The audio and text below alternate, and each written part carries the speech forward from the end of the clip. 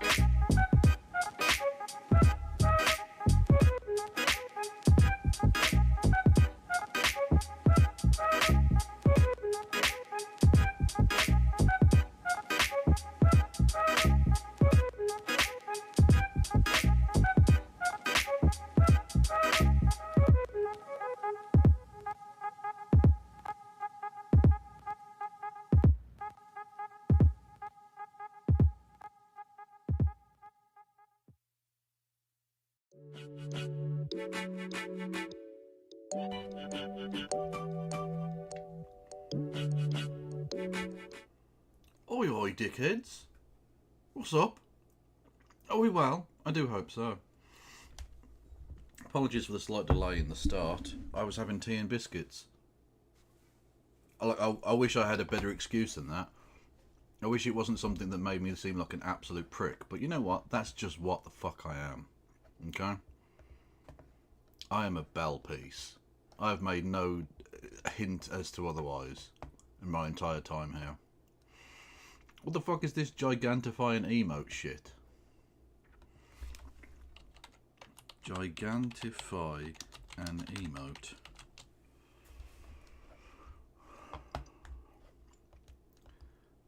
What is introducing power-ups? What is this bollocks? Okay, so people have gigantified emotes there. What biscuits? Chocolate digestives. The biscuit of kings. Or something, I don't know.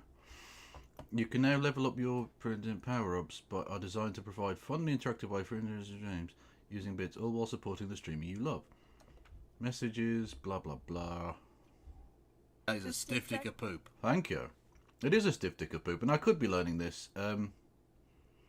Yeah. I could be using this in a different way, but I haven't. Okay? Much love. Yeah, okay. Apparently you can that is, by the way, twerking fucking Amogus is an amazing one to gigantify, thank you. So apparently now you can gigantify emotes using bits. Frankly, if they'd allowed me to do that with channel points, I'd have been letting you do that forever. I don't even want that to cost money, that's amazing. Anyway, but apparently you can gigantify emotes, that's cool. It's 30 bits, which means I get, what, 30 pence? Or 30 cents? US cents? Whatever. For you to gigantify an emote. So that's that. That's fucking dope. You can do that if you wanted to. I have no idea if that counts towards a hype train or not. Maybe. I don't fucking know. It's not like they tell me anything. It's not like they inform the fucking people who stream that any of these things are happening. You can change the price. Can I change the price to what? How do I do that? How do I do that exactly? 2 bits for shave and a haircut. Suck my dick, Matt Raymond. Hassan has it set to 10,000 bits. Well, yeah, that's just because he's got every... Like, if he didn't, like, every single emote would just be giganticized. People donate, like, 50 gifted subs to him and shit. Like in one go. They'll donate 50 fucking subs. That's mental. They still call it a hype train. Yeah, they do. Yeah. I promise you, we've got content. Don't worry. I'm just trying to work out what the fuck is going on. Okay. Thank you. Okay, right. I am not going to say thank you for gigantifying an emote because I suspect that you dickheads will abuse that system. Right? Just like, do you remember when I tried to let you use channel points to make the sound go off, the sounds, and you abuse that system? I suspect you will. So I won't call it out every time it happens, because it's 30 bits, right? And I appreciate that. I love you. You can do it. But I won't be calling it out and saying thank you every time, because it would just be repetitive and boring and annoying for everybody. So I'll just say thank you in advance for every time that happens. Stop it. Get some help. Thank you, Welshie Jim, for gifting a sub to Maria End. Much love. And thank you to Some Random Geek. What the hell is going on? That is a great question. True. Everyone go and follow Some Random Geek, by the way, who does gaming streams and stuff. Yeah, go and do that. And we're on a hype train, which now would be a great time to gigantify your emotes, which is a sentence I don't like saying, but there we go.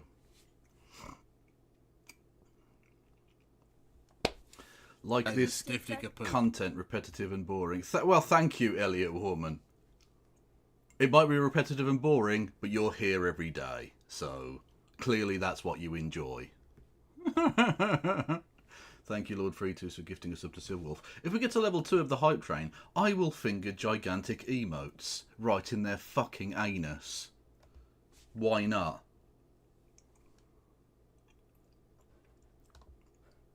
And even though that got me to a... Well, see, now I've created a rule where I can't call that out. I can't thank you for that, but you did get me to the level 2 of the hype train. So I'll just say, for getting me to a level 2 hype train, I'll now have to finger giant emotes. An indistinct number as well. It could be 10, it could be 1,000,000. It's going to be 2. Anyway. So. Everybody. If you wanted to help me out on the hype train, you can do the bits and the subs and all of that, right? You can hit the follow button. You can give subs to the community. You can subscribe with Amazon Prime. If you've got Amazon Prime, you can link that to your Twitch account. You get 1 free subscription every month, which you can use to give $5 of Jeff Bezos' entirely undeserved wealth to me, and I will have undeserved wealth instead. That's how that works. Yay, capitalism. Anyway, what else is there? Other things. Rohack, you do subscribe to everybody, don't you? You have a delightful array of emotes from different channels, some of which I know and some of which I do not. And thank you. Anyway, you can also gigantify your emotes for 30 bits. And apparently I can change that. But I don't know how to, and I don't really care to. I'm fine with you using 30 bits for a thing. It's fine. Go fucking hog wild with it. How do you take your tea, Kev? Like my dick. Long and strong. Boom. Doesn't make any fucking sense. Hello there, Sister Rose. How are you? Everyone go and follow Sister Rose immediately. Absolutely delightful human being. Boom. I hate having to try and sound sincere, because I am sincere when I say Sister Rose is awesome, but I don't do sincerity very well. It doesn't come naturally to me, and I've just realised I haven't even put my fucking thing on. Bollocks. I am a fucking professional streamer. Didn't you know? And I'm not even on screen. Fucking Christ almighty. This is bad news bears. Right, here we go. Can I get the cunt to stand up? Yeah, there he is. Boom shakalaka. Hello. Guess who's back? Back again. Kevin's back. Gigantify an emote. Anyway. Where was I? Yeah, you can do super chats. 200 bits or more gets you a text to speech. You can do super chats by the Streamlabs link below. $2 or more, they get you a text to speech. You can go over to the Discord, the Facebook, the YouTubes, the Blue Skies, and the TikToks. If you're on YouTube, hello everybody. I'm still trying to sort that out with YouTube. YouTube is shit. So you can't give me money on YouTube. You can like the stream though, and you can subscribe. Those are free. But also come over to Twitch and say hello, and you can give me money there. Or indeed just via the PayPal or the Discord. Not Discord. What's it called? Patreon. That's the one.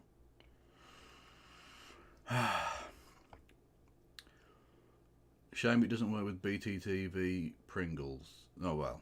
Apologies that it doesn't work with BTTV. You haven't missed anything, Seamstress. I've been wasting everybody's time. Okay, in terms of how I take my tea, relatively strong, 1 sugar. So yeah, milk. Just it's regular ass tea, milk, sugar. I am, as always, a basic hoe. Okay. So, everybody, we've talked a little bit in the past about Brianna Wu. We've indeed debated her. And she's, how do I put this? A grifting cunt.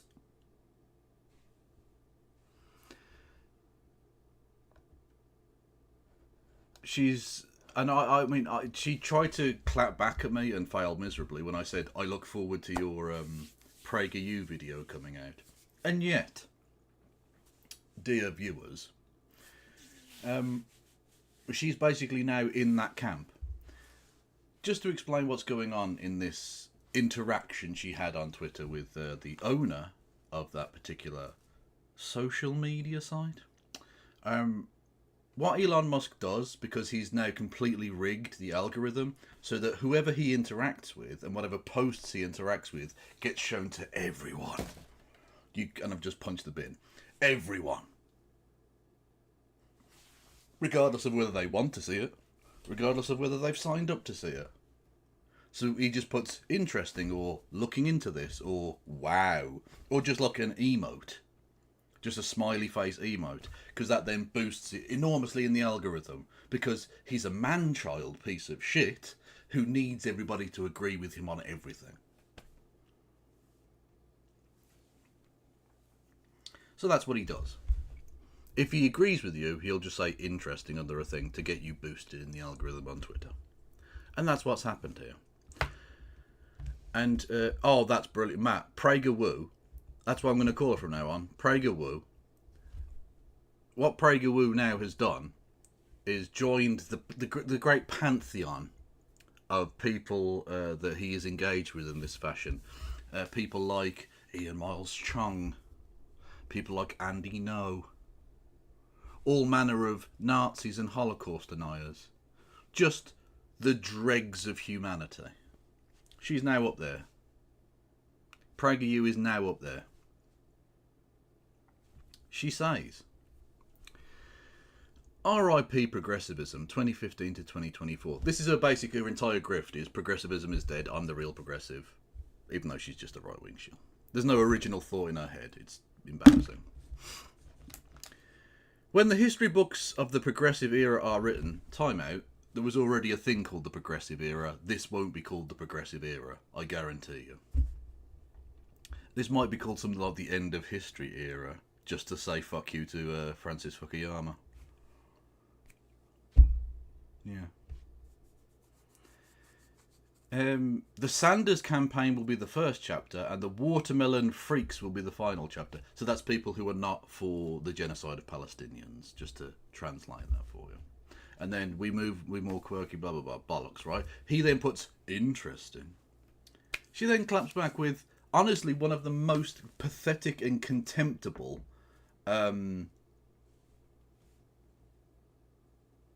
tries at grifting, basically.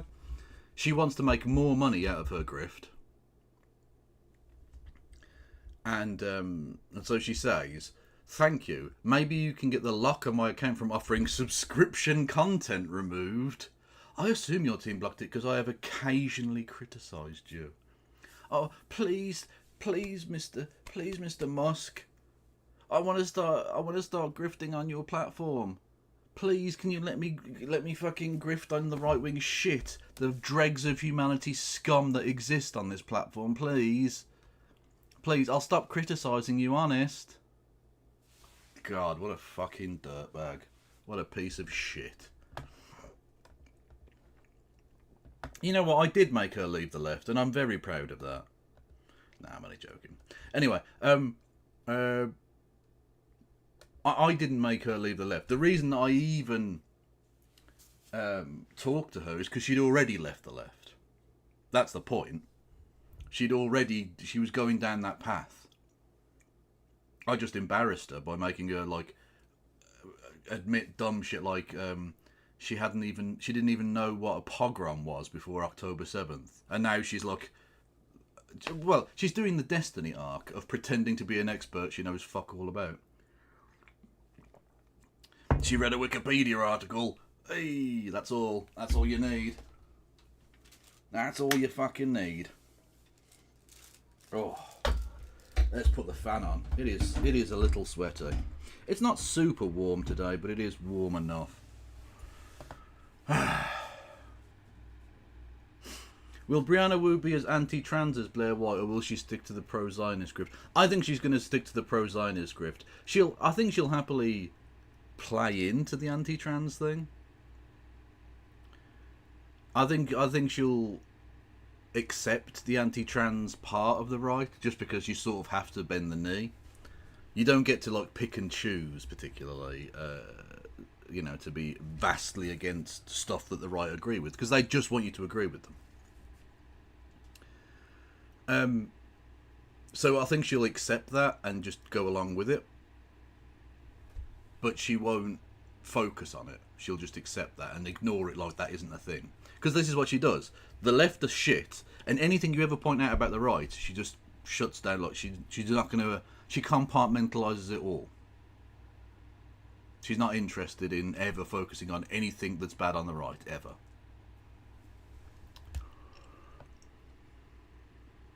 Can a subject of the descent of manosphere be a woman? Yeah, there are several women who have been descents of manosphered. Siobhan Head was one. What was the Australian woman called? Oh, bollocks. Sweaty fucking meaty bollocks. I can't remember her name. Anyway, yeah, there have been 3 or 4, I think, women who had their own episodes. So yes is the answer. She didn't know about program. Yeah, she admitted in the debate, Sib Wolf, that I did with her, that she didn't even know what a pogrom was before October the 7th happened. Daisy Cousins! Fuck yes. Blast from the past. Yeah, Karen Strong was in there. Sydney Watson. Yeah, there were a few. Yeah, well, Karen Strong, yeah. Interesting characters. Kev, can Brianna be saved? Bearing or Black Pigeon Speaks? Bearing or Black Pigeon Speaks? What the fuck are you talking about? I don't know what that last question is. Can she be saved? No, she can't. No, she actually can't. Because she's decided. She's decided to do that grift, and that's all that's going to happen now. Once you set off down that path, as we've seen with people like Lauren Southern, it's very difficult to pull back from it. Because you end up having to say more and more extreme shit, which makes it sort of impossible for you to back out from, because you're always going to be the person who tried to sink a fucking boat in Italy or whatever. You tried to sink a migrant boat, or you tried to you know, you did a fucking tour with the egg obsessive Stefan Molyneux, that sort of thing. You're never going to really pull that back, you know.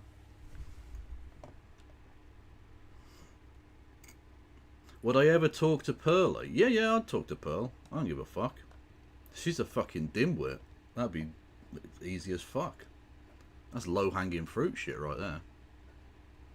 I suspect she won't talk to me, but I've never tried.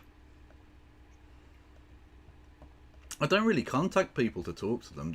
They talk to me, largely. I mean, even fucking Brianna. Brianna was the one that debate broed me, lest we forget.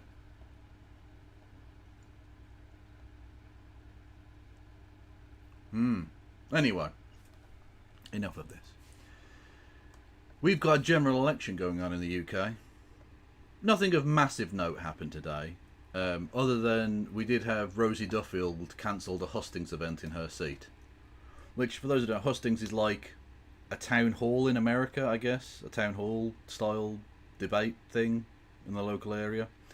Because she feels unsafe. Oh, she just wants to take away people's rights. She just wants to do a trans genocide. And people are being mean to her. Oh. Get fucked. Also what happened was Sir Keith ruled out any capital gains tax rises because he isn't a socialist on any fucking level. It's embarrassing. Yeah. Anyway, the main course for tonight. I wanted to take a look at this video. It is, to put it mildly, exorbitantly long. In the great tradition of leftists on YouTube making videos that are farcically long. It is, I mean, honestly, are you even a leftist if you haven't put out a 6-hour video about a video game that no one's played in 10 years? I don't think so. This is a 3-hour, nearly, long video called Unmasking the Real Keir Starmer by SK the Crusader, who, by the way, I'll pop the link to their YouTube in chat. Everyone go and follow SK the Crusader. A good bean. Yes, but it is 3 hours long. So, what will happen? What will happen is either I will do the first half of this tonight and then maybe do the rest of it tomorrow, or we just won't finish it. And let's be honest, given my track record on matters of completing tasks that I've set myself on this channel, the latter of those two options is probably the most likely, isn't it? I probably just won't do it.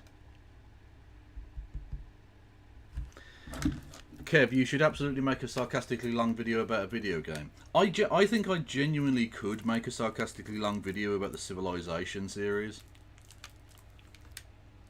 And I think you can do it in the leftist style, because you can drag in the real with the unreal, if you see what I mean. That in the Civilization series, you essentially found your civilization, you start building different cities, and then once everyone's sort of run out of space, you start attacking each other, like going fucking mental on it, right?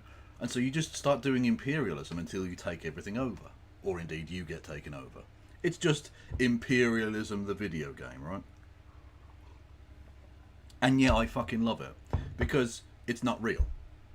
But what you can do in a 5-hour long fucking video about something like that is drag in real actual stuff and do the whole, like, oh, you need to analyse this from a materialist perspective. Is engaging in fake imperialism, does that lead naturally to the impulse to accept real imperialism in the real world? Is the veneration of people like Bismarck in that game, does that naturally lead to people being more easily taken in by strong men of the world? Like, it's, you know, it's mad. Real actual nuclear Gandhi. Yeah, you can start a nuclear war as Gandhi. Do you know what I mean? Like, you can do all of that. Yeah, Napoleon, all of that shit. Yeah. So you can absolutely make a H-bomber length video on that if you wanted to. I'm not going to though, because frankly I don't want to edit shorts, let alone fucking 10-hour long videos. Fuck that. Anyway, so this one's called Unmasking the Real Keir Starmer. I'm going to go at 1.25 from the very get-go, so that we get through some of this. Okay. I'm sure it's going to be good though, because SK the Crusader is a badass. Also, could Keir Starmer look any creepier in this picture? Look at him, just skulking about in a school, looking like he's just done a noncing. Jesus Christ. It would help if I unmuted. I am a professional streamer. Shut up. Why Keir Starmer? That's the question that's plagued my mind as the election approaches. This man is almost certain to become the next Prime Minister of the UK, and I can't shake the question, why? The British public, at least if the polling is to be believed, are about to hand Keir Starmer a huge majority in Parliament. The kind of majority and mandate that means you could basically do whatever you wanted. Yep. Insofar as Britain has a constitutional arrangement, it's best summarised as long as you have a majority in Parliament, you can more or less do as you please. You want to send Mr. Blobby to the moon, you can do... Well, if you've got a sizable majority, because there are always like troublemakers on the fringe of every parliamentary party, that's just a fact.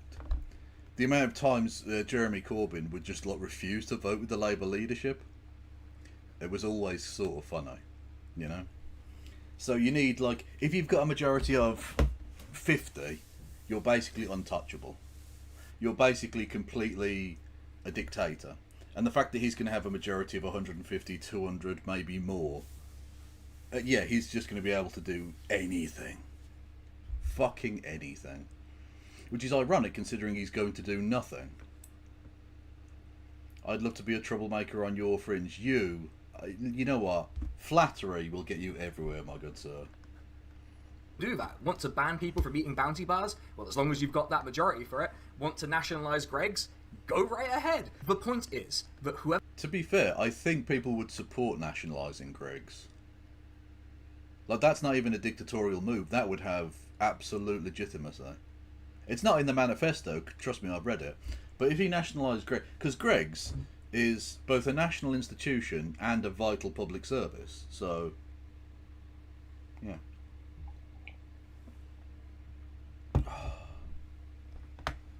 Also, imagine people getting vegan sausage rolls on the public dime.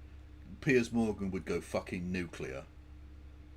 Oh, let's go. Whoever commands a majority in the Commons, they get to become Prime Minister. And the position of Prime Minister affords you a lot of influence and a lot of power. That's why this video, unlike the last video in this series that I did, focuses on an individual more than on an institution. Unless you live in Wales, Labour haven't really meaningfully been in power as an institution over the past 14 years. If they do come back into office at the UK level, they'll be led by, and therefore investing a lot of power into, Keir Starmer. A man who has a carefully cultivated public image and reputation. That public image that his supporters and he apparently have wanted to... That he's a robot boy. Beep boop. ...cultivate contains some of these elements, and it somewhat depends on who you ask. Competence, that he's not corrupt, he's a grown-up, he's secretly a radical if you just give him a chance. Biggest lefty cope in the history of the world. Anyone who thinks he's a secret radical, maybe, question mark. Look, I get that it's painful to accept that the Labour leader is an absolute shitter. Lord Frites donated $3. Despunkify Greggs on the public dime. I'm Kevin Logan and I approve this message. Actually, I might put that out as a short. I might clip that little bit there and put that out as a short. Fuck yes. Anyway. Yeah, it can be painful to realise that the Labour leader is an absolute shithouse, right? He literally, his gran plays bingo with Trevor McDonald. I don't know if you weren't here yesterday, I've become slightly obsessed with the Scottish COD players and their insults. They're amazing.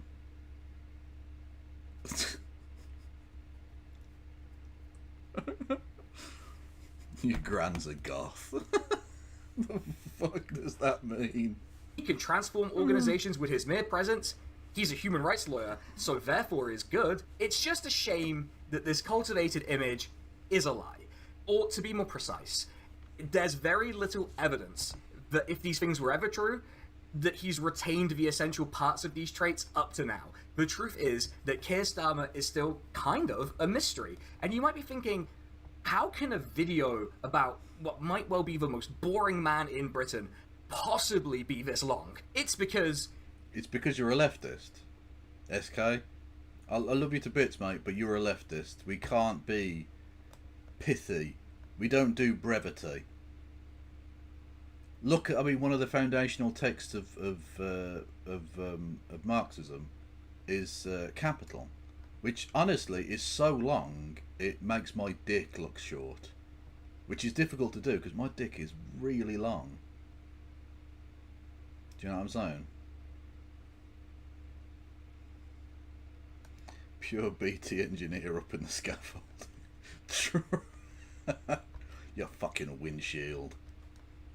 While he is undoubtedly a boring, white, 61-year-old guy, he's had a long and prestigious career that's left a mark on the public record. Oh, Rohak's already done it. Oh, fucking dope. Eggs on the public dime. I'm Kevin Logan and I approve this message. I'm putting up as a short then. Fuck it. Download. Let's go. I'm literally going to do it live. I'm going to upload a short that I had very little to do with the production of to my channel. Kev measures his dick with Karl Marx books. Well, that's just because, Matt, you're a bit more Communist Manifesto, if you know what I'm saying. You don't get to be a sir for nothing. And while he might be cagey about who he really is in interviews, we can get to know who the real Keir Starmer is if we just look in the right places both before and during his parliamentary career.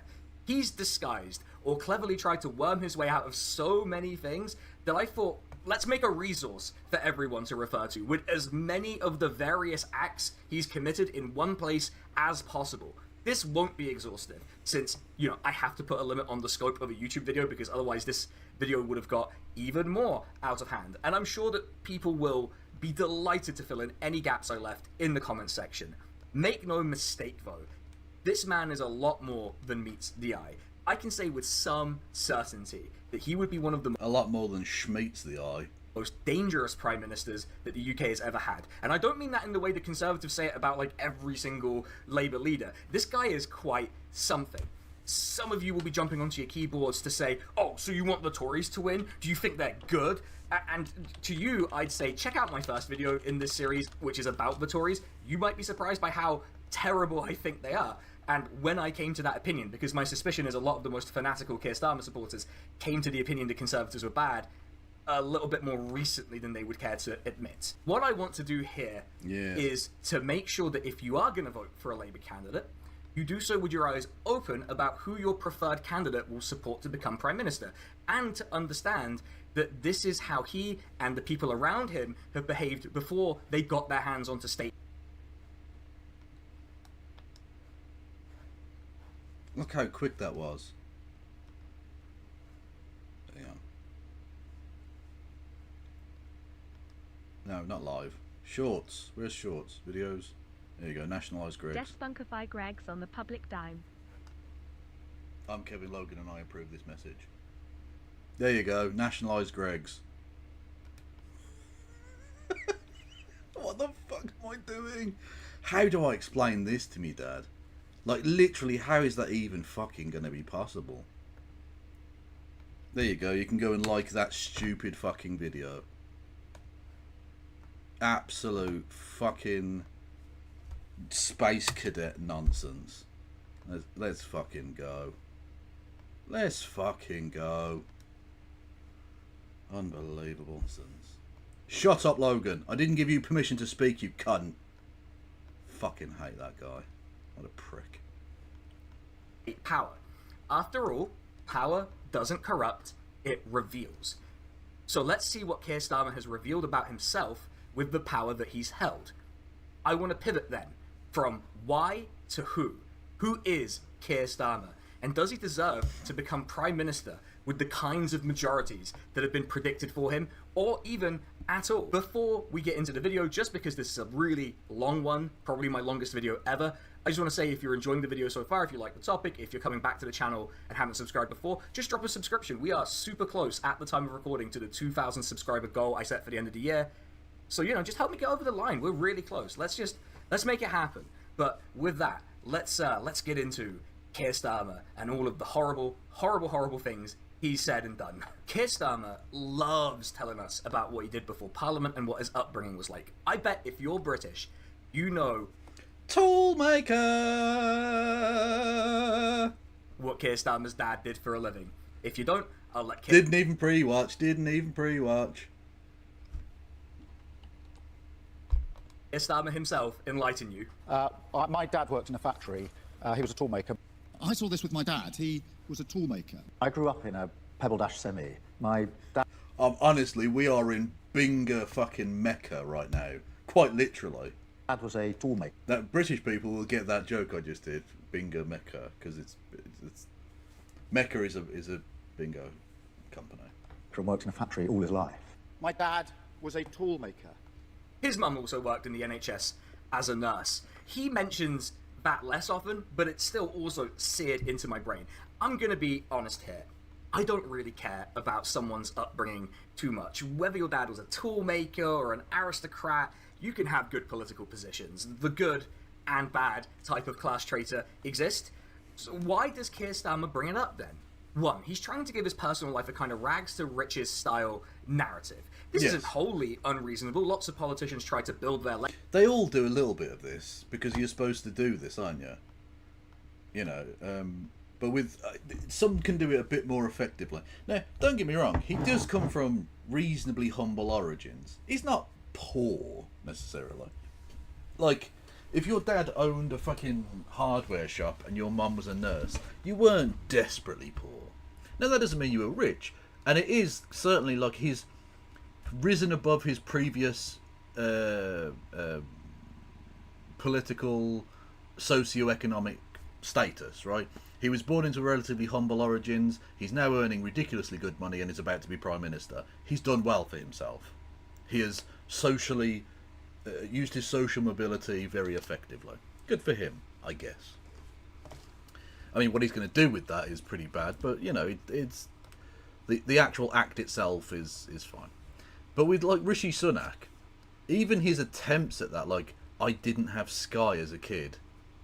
You did go to a fucking private school, mate. Like, you are literally the richest Prime Minister we've ever had. Your wife is literally richer than fucking sausage fingers. What the fuck? His dad owned the shop. Well, like, yeah. When he was born, I think he worked in a factory, but then he invested in a thing and he became like like he owned like a hardware store or something. Yeah.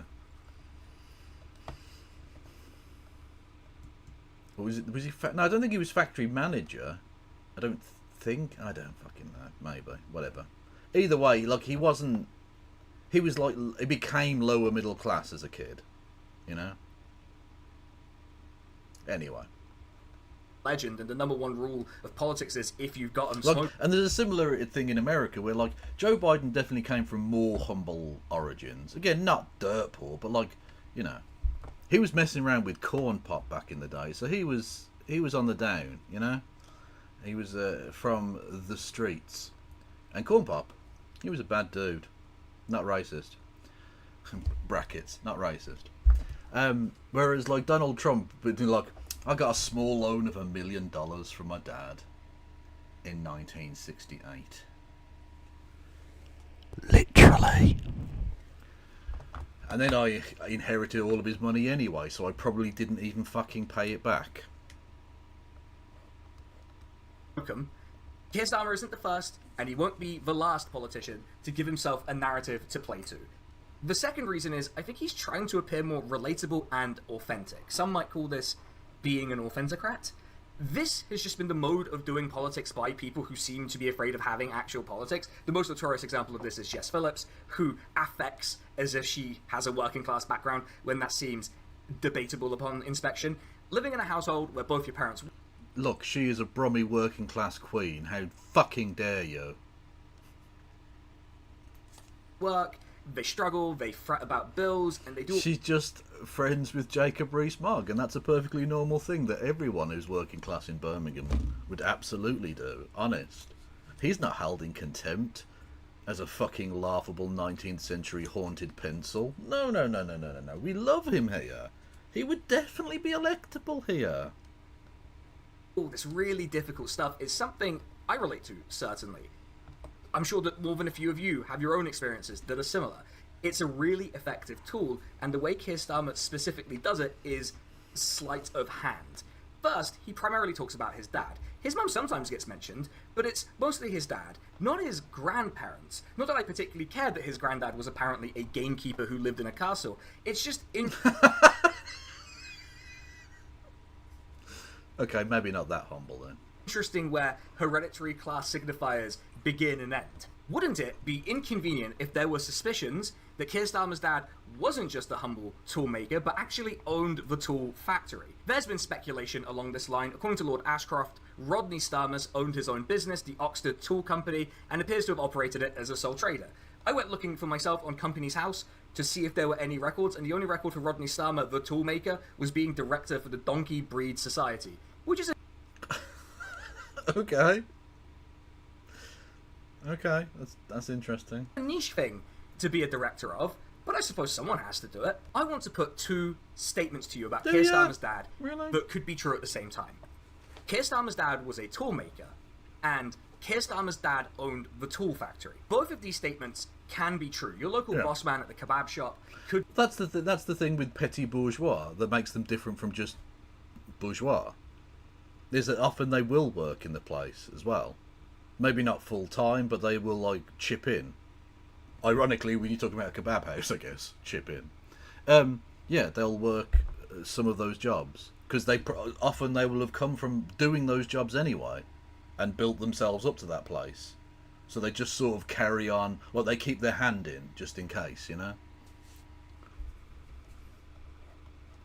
Both work in the kebab shop and own it. You can be active in a business that you own and have employees at it. It just doesn't read as authentically working class, does it? I suppose we might let this slide. Whatever his mum and dad did, that's on them. What they did is neither to his credit or his detriment. As I said earlier, his specific upbringing... Yeah, exactly. Like, for me, I don't really care particularly what background you had, because no one chooses that, right? Whether you're rich or poor, black or white, whatever you are, wherever you've come from, you didn't choose that. That isn't a part of, like, your achievement in life. It's a part of your story, and it's something to be said. I'm not, like, being like a... I don't even see class. Like, I'm not doing that. But I'm saying the class of a person is irrelevant to the quality of the person. There are working class people who are brilliant and working class people who are scum. There are middle class people who are awesome, and there are middle class people who are scum.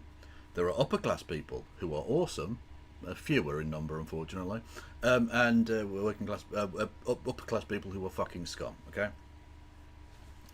Some of the greatest revolutionaries in history have been middle class or upper class. Karl Marx did not come from humble origins. Engels literally owned a fucking factory. You know, these are just truths of the world. Tony Benn, a fantastic Labour politician who I'd have loved to have been Prime Minister, literally had to give up his hereditary seat in the House of Lords in order to remain in the Commons. Because for those who don't know, he was from an aristocratic family. His dad was literally a lord in the House of Lords. When he died, that hereditarily passed to the eldest son, who was Tony Benn, who was at the time a member of Parliament. And you can't be in both the Commons and the Lords. So he had to essentially resign that position in order to remain an elected member of the House of Commons. And yet he was like the best person to have sat in that place for a long fucking time. And yet you've got working class people like Lee Anderson, who also have sat in that chamber. So the idea that because you come from a more plebeian background, therefore I should give a fuck what that should play in your favour. I don't really fucking care. I don't hate Keir Starmer because his dad owned a factory, and I don't like him because he's a tool maker.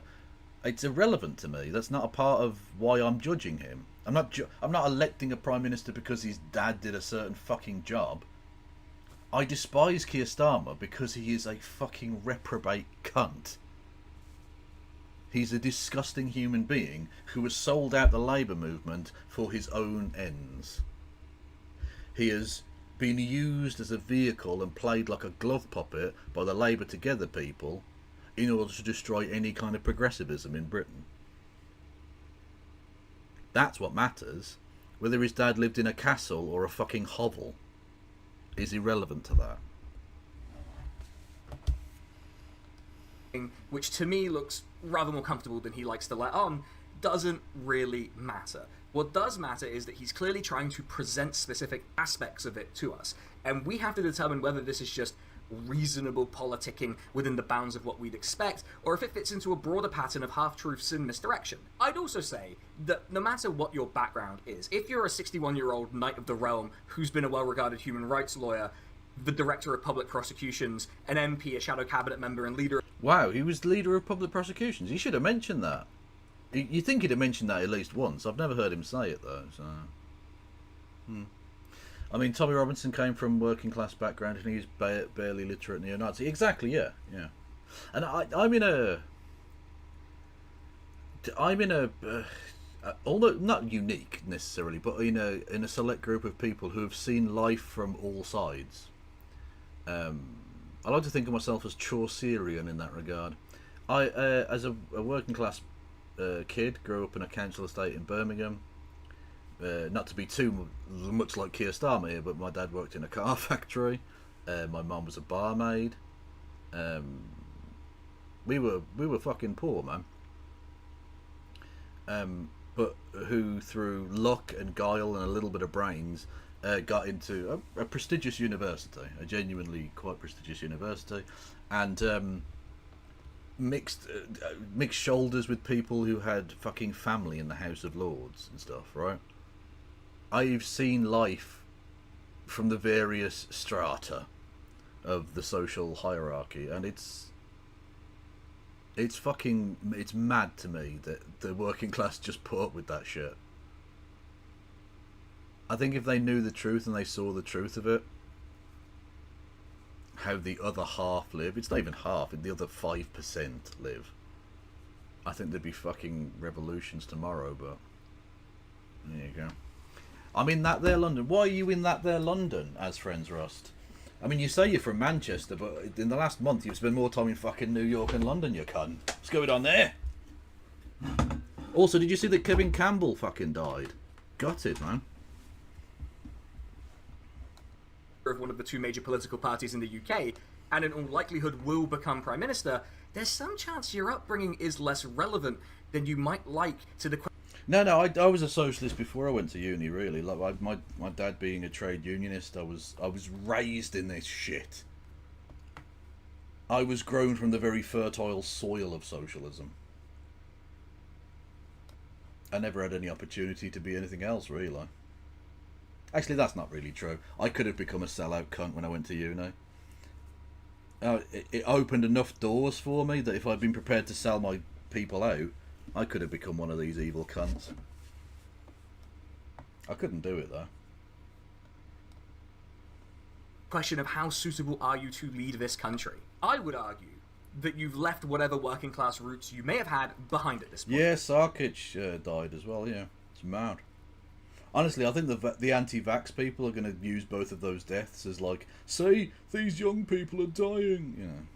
Well, Campbell wasn't young, but he wasn't, like, old or anything. Either way, enough about this guy's parents. There will be plenty of opportunities for Keir Starmer to tell us what his dad did over the next few weeks of the election. Let's focus on his main career and what he got up to when he was a lawyer. Keir Starmer is often lauded by his supporters as being a human rights lawyer, and by virtue of that experience, which he himself often cites... Yeah, my dad said if I ever crossed a picket line, he wouldn't have me over his fucking doorstep. Literally. Not that I ever would. No, not Alistair Campbell. Kevin Campbell, who is, or was, I suppose we should say now, a footballer in the 90s and 2000s, and was generally seemed to be a very likeable man.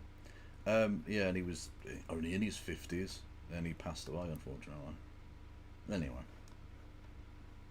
He's going to be a good prime minister for those of us who are less powerful in society. Now, there is an unflattering comparison you could make. The far-right leader in France, Marine Le Pen, was also a lawyer, a public defender. Is she going to be good for people in France when she probably wins the French snap election? I don't know. Look, I'm just pointing out that there's a flaw in the logic. The further point is that, by virtue of this experience, he will be, in effect, an advocate for us all, which is a nice and appealing thought, but in the context of more recent comments he's made, I maybe wouldn't want an advocate of that sort. Part of this appeal is clearly that there's a section of press opinion that views a lawyer as a legitimate authority. You know, they know the law. If they advocate on behalf of people who are vulnerable to human rights abuses, then they're using that knowledge for good, and therefore they're good. They can only be good.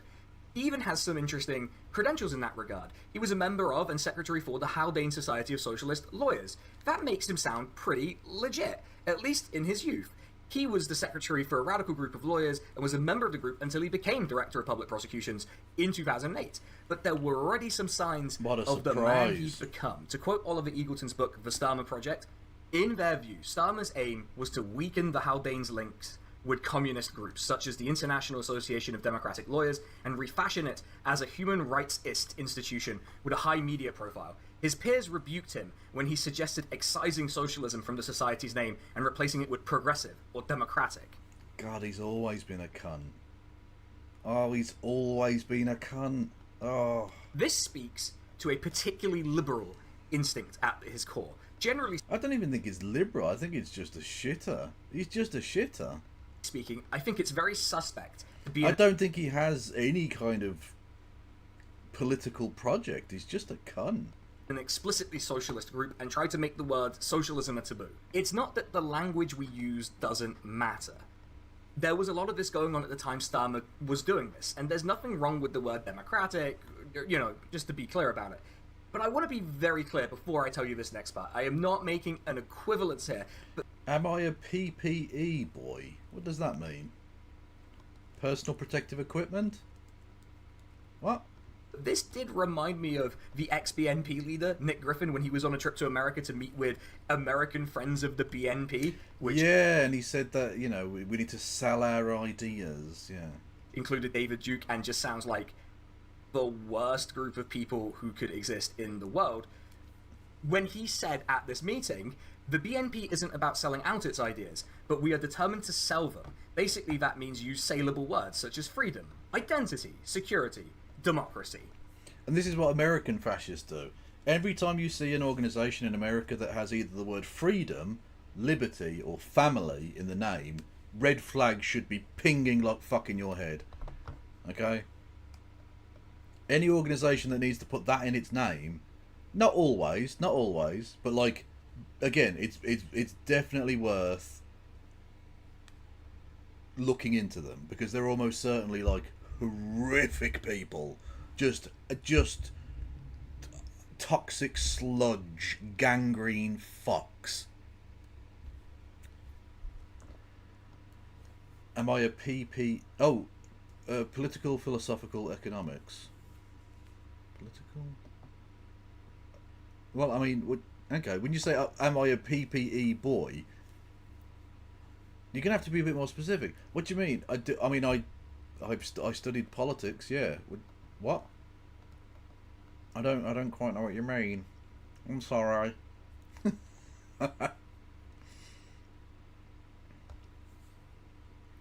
The Institute for Justice isn't the worst. Did I say justice? Maybe I did. I don't know. It's a degree that a lot of politicians study. Oh, right. No. I didn't do that. I did 20th century European history and politics was the one I did. So, no, I am not a PPE boy. I'm just a PP boy that takes ecstasy. Again, I've never done ecstasy. That's so... Ugh. I want to be very clear here. I am not making an equivalence either between Keir Starmer and Nick Griffin or socialism and the scientific racism that the BNP believes in. However, This betrays that Keir Starmer, even in his more radical days, is falling into the trap of thinking like a right-winger or a liberal, to disguise your politics with palatable words when you consider them unpalatable, and to fundamentally be dishonest. It's also stupid. The reason the right imitates... Oh, sadverts. Can someone get non-binary out of ad hell? They're Sag. Oh. Did you enjoy Underground? I fucking loved it. Yeah. Honestly, one of the best experiences of my life.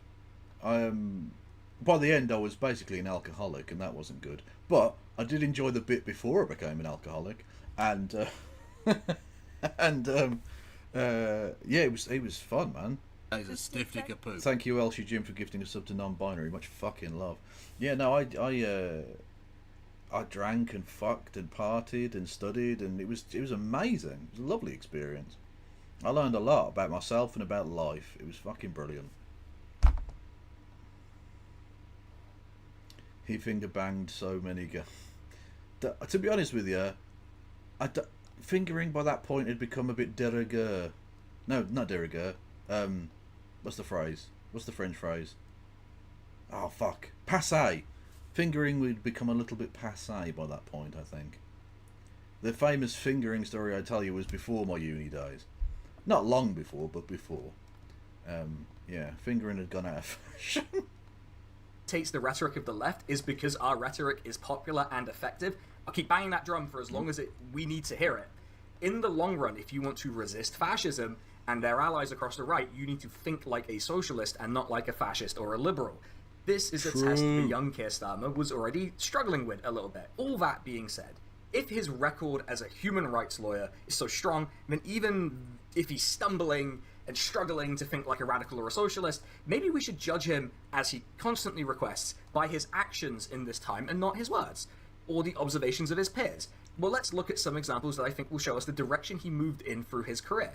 The McLibel case was a libel case, shockingly, in England. Yeah, the McLibel case, like, if he was anything like a progressive, he would actually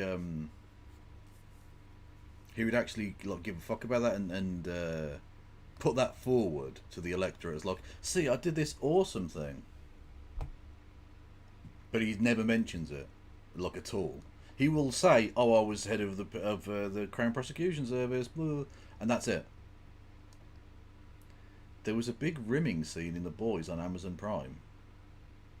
Well, if you enjoyed watching that big rimming scene on Amazon Prime, that means you've got Amazon Prime, and you can gift sub. You can use that to have an Amazon subscription to my channel, if you wanted to. Everybody, that's a thing you can do. Which currently has, and has pretty much always had, some pretty rotten defamation laws. I made a video about those defamation laws, you should go check it out. But in a surprise twist, the McLibel case was brought by McDonald's, one of the most recognizable brands, richest and most powerful companies in the world at the time and now. The case was brought against two London Greenpeace group activists because of a leaflet they'd made called "What's Wrong with McDonald's? Everything They Don't Want You to Know," which accused the corporation of encouraging litter, mistreating animals and workers, and destroying rainforests.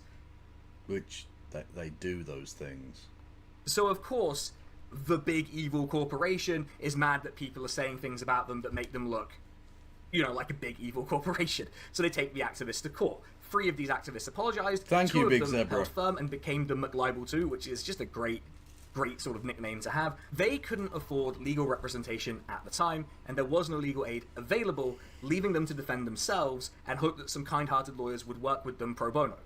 In steps Keir Starmer, who actually did occasionally lend a hand to represent the McLibel 2, and featured in the documentary about the case made by Franny Armstrong and Ken Loach. Boy, wouldn't it be awkward if Keir Starmer went on to punish people for hanging out with Ken Loach? So that's where all this rather nice Intriguing, isn't it?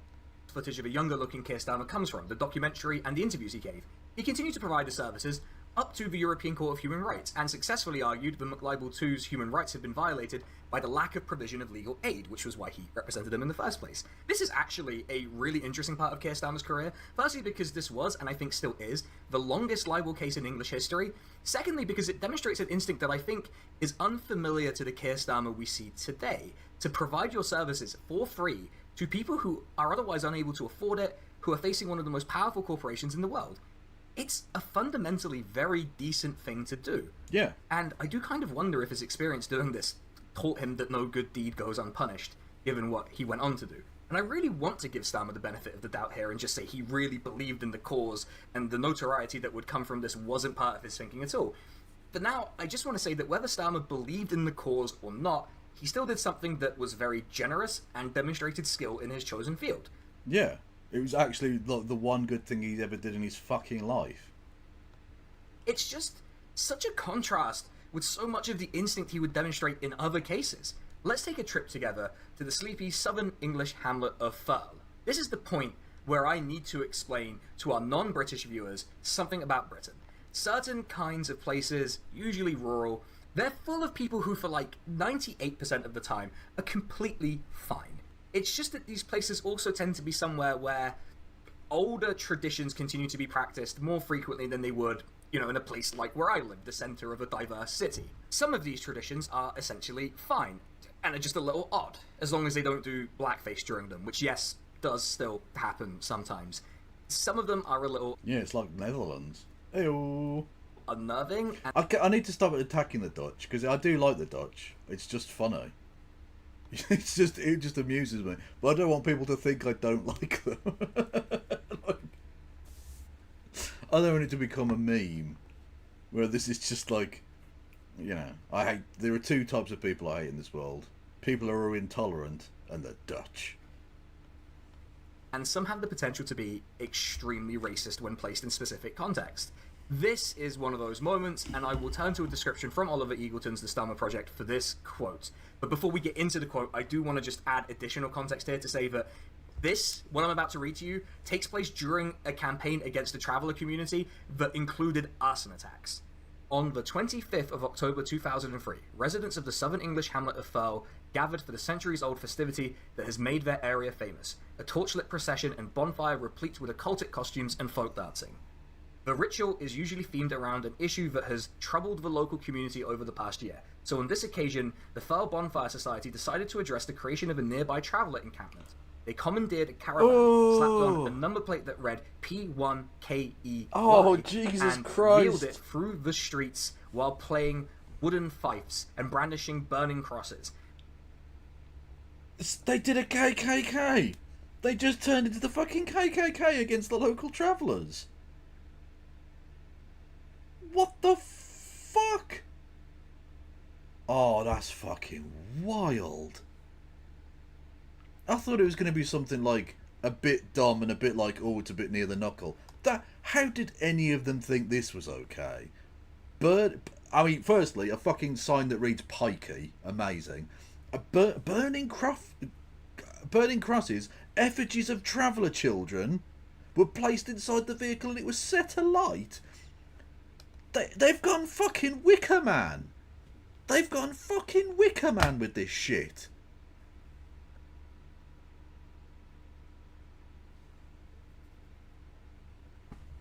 That's why I've never even heard of this. This is fucking mental. I mean, I can believe it's true. It is England after all, but fuck me. When they reached a field outside the village, effigies of traveller children were placed inside the vehicle and it was set alight to cheers from local onlookers. This is a pretty striking incident, and it's incredibly obvious that some kind of incitement to hatred or a hate crime has happened. Yeah, that's fucking gross. Happened here with the context I provided. The crowd in attendance was also encouraged to chant, "Burn it, burn it," and the best denial they could find was the classic British reaction to being called racist, which is to claim that your racism is in fact evidence that you're not racist, which is a hell of a logical leap to ask people to make, but I guess that's probably the best they could hope for given the circumstances. It's pretty clear that there is a human rights issue at play here, namely the right of the traveller community to exist without being harassed or having hatred incited against them. The Director of Public Prosecution at the time, who wanted to charge the organisers with incitement to racial hatred, in light of that, handpicked the perfect human rights lawyer to recommend action on this case. Can you guess who it is yet? Here's the advice that Keir Starmer gave to the Director of Public Prosecutions at the time that he followed, according to Eagleton's book. The advice stated unequivocally that the organisers should not be prosecuted. Starmer argued that their actions were not intended to stoke prejudice. I'm sorry. placing effigies of children inside a car you then set on fire is not meant to stoke prejudice. What is then? Can I just ask you, Keir, from 20 years ago,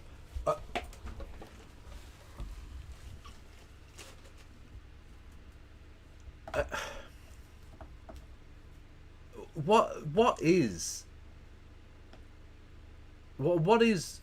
incitement to prejudice and hatred if that isn't? Do they literally have to come out and say, I want to do violence and or take away the rights of this ethnic minority? Like, what do they have to actually do to reach that threshold for you?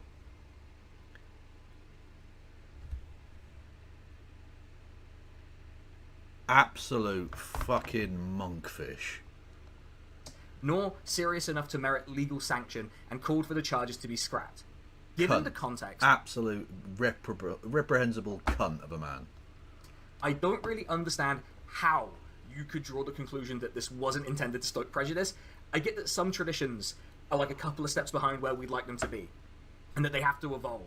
But this was clear racial incitement, and Keir Starmer, for whatever reason, just couldn't see it. He was either unwilling or incapable. And given that we know he is a capable... Well, to be fair, this is Europe, and we're talking about travellers, and, like, for some reason, even people who aren't racist against other groups, when you mention travellers, like, the Hitler particles start activating in their fucking brains. Like, they start going mental with that shit. And we were still in the EU at the time, so we were still European, you know? Fucking hell. Wild. Absolutely wild. Or so his supporters keep telling us that the McLibel case, I think, demonstrates. This reads to me as unwilling. What that says about him at this time, I'm not entirely sure, because... Who were travellers? Okay, so there's... Right. I don't want to get them confused, because they are still technically two sort of different groups, but there's, like, a gradient or whatever. So traveller communities are people who, as the name suggests, travel from place to place, setting up a temporary camp, living there for a bit, and then moving on. They are obviously strongly linked with the Roma community, what used to be called, and it's not a particularly nice phrase, but gypsies was the phrase that was used to describe people for a long time.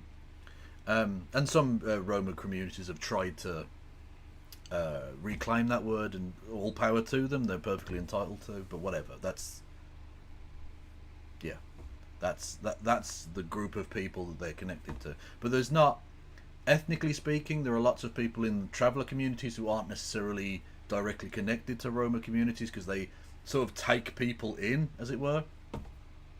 They're quite porous in terms of people coming in and out of the camp and stuff, so it's not necessarily that they're all like Roma people in some sort of heritage sense, but they're essentially treated as if they are. So in terms of the prejudice they face, there's no real difference to them than the actual Roma people that they live amongst, because they're like I said, they're treated as such by fucking scum like in the town of Firle or whatever, you know.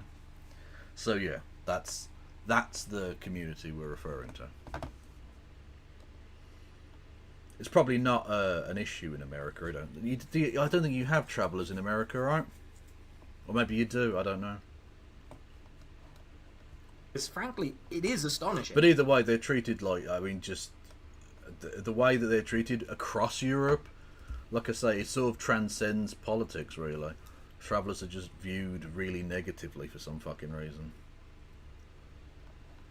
While I haven't checked that this was the first case he'd given a recommendation about regarding racism, given the body of work we're about to dive into, it does look like you could place it at the start of a slide where he defers to the politically dominant racial group's desire to express racism rather than the victims of racism. Hardly the champion of the vulnerable.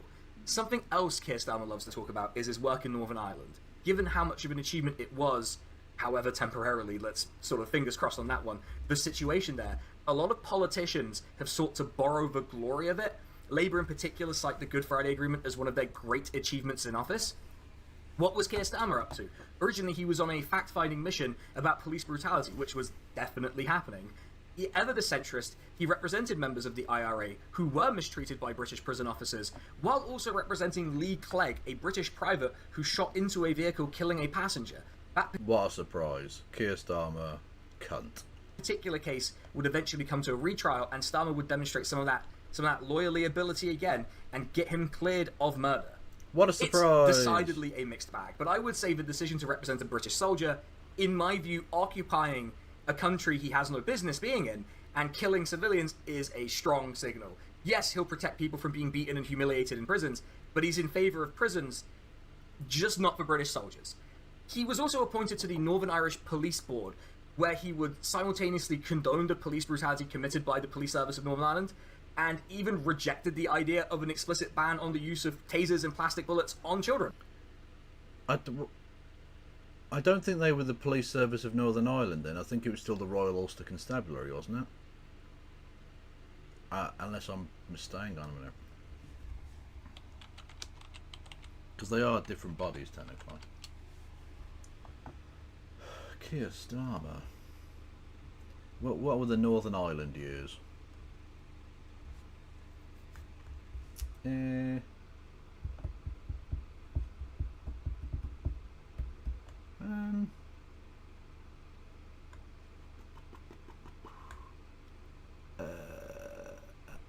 Northern Ireland Policing Board. Following his graduation, University of Leeds. I think it would have still been the RUC at the time. Which, given his later opinions about state violence towards children, kind of tracks. What I think we see in Starmer's rise as a lawyer is a character who charts a deliberate course. Yes, there are examples of things that I think are really good. You know, representing him at Libel 2, his work on the death penalty, even if it's not really opposition to the death penalty itself, but more to the way the death penalty was handed out as a punishment. These were good things. Yet we also see deference to power and to dominant power structures, the power of white supremacy and racism in the case of Firle, which, make no mistake, was and is a powerful force in the UK, and the power of the UK security establishment.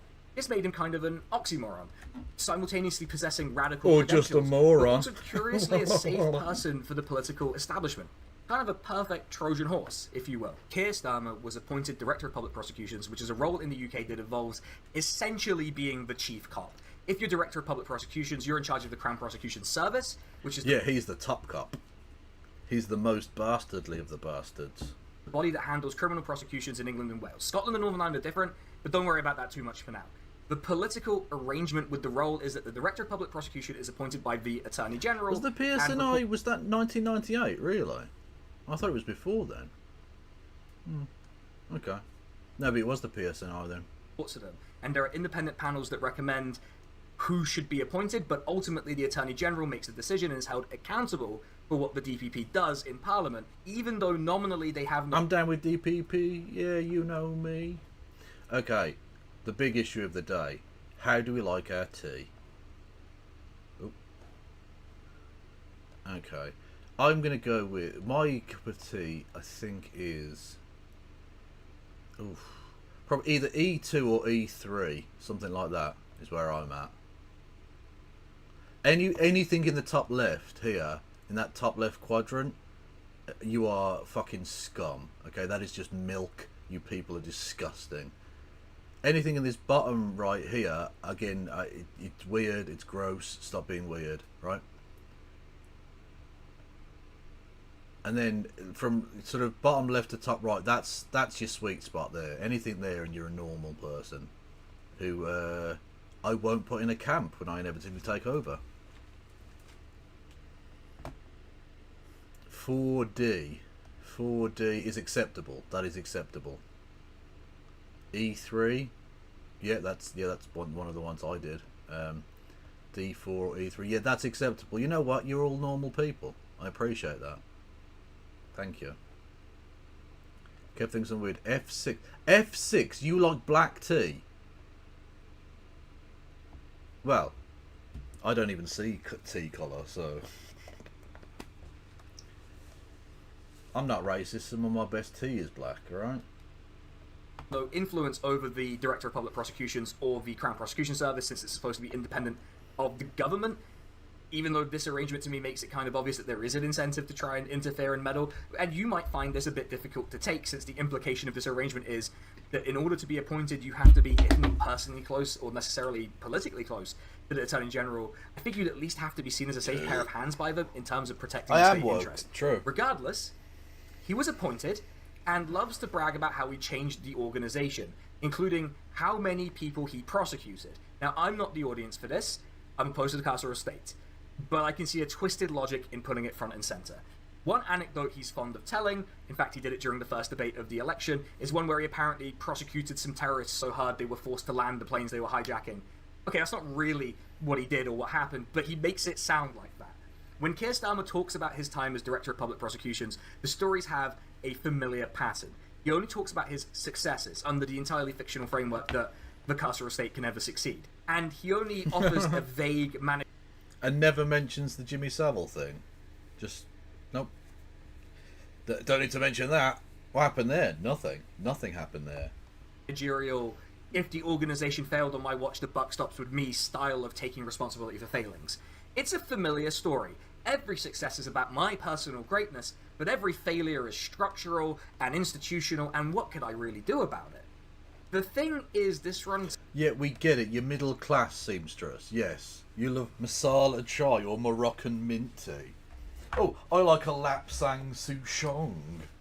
Yeah, we know you're fucking sore around here. I like a cup of fucking piss. Alright? Why am I being rude? So rude. Darjeeling. It's counter to one of the key aspects Starmer and his supporters love to tout. You'll hear Starmer talk about my changed Labour Party, which is a pretty grotesque thing to say. It partially is. For reasons that we will get into later. But to him and his supporters... Well, because he does see it as his party. It's not our party. It's not a party of membership. It's his party. He owns it. I simply ask this. Is Keir Starmer a person capable of single-handedly changing institutions with his leadership, or is he a person to whom things happen without him being aware to the extent that he can't possibly be held responsible for them? You can't have your cake and eat it. With that, I want to explore some of the controversies from his time as Director of Public Prosecutions that he has various levels of blame for, and to kick us off, I'll hand over to a friend of the channel and former subject of one of the videos I've done to introduce us to this huge and important topic. Okay. Okie dokie. Right. Content warning then, I guess. They're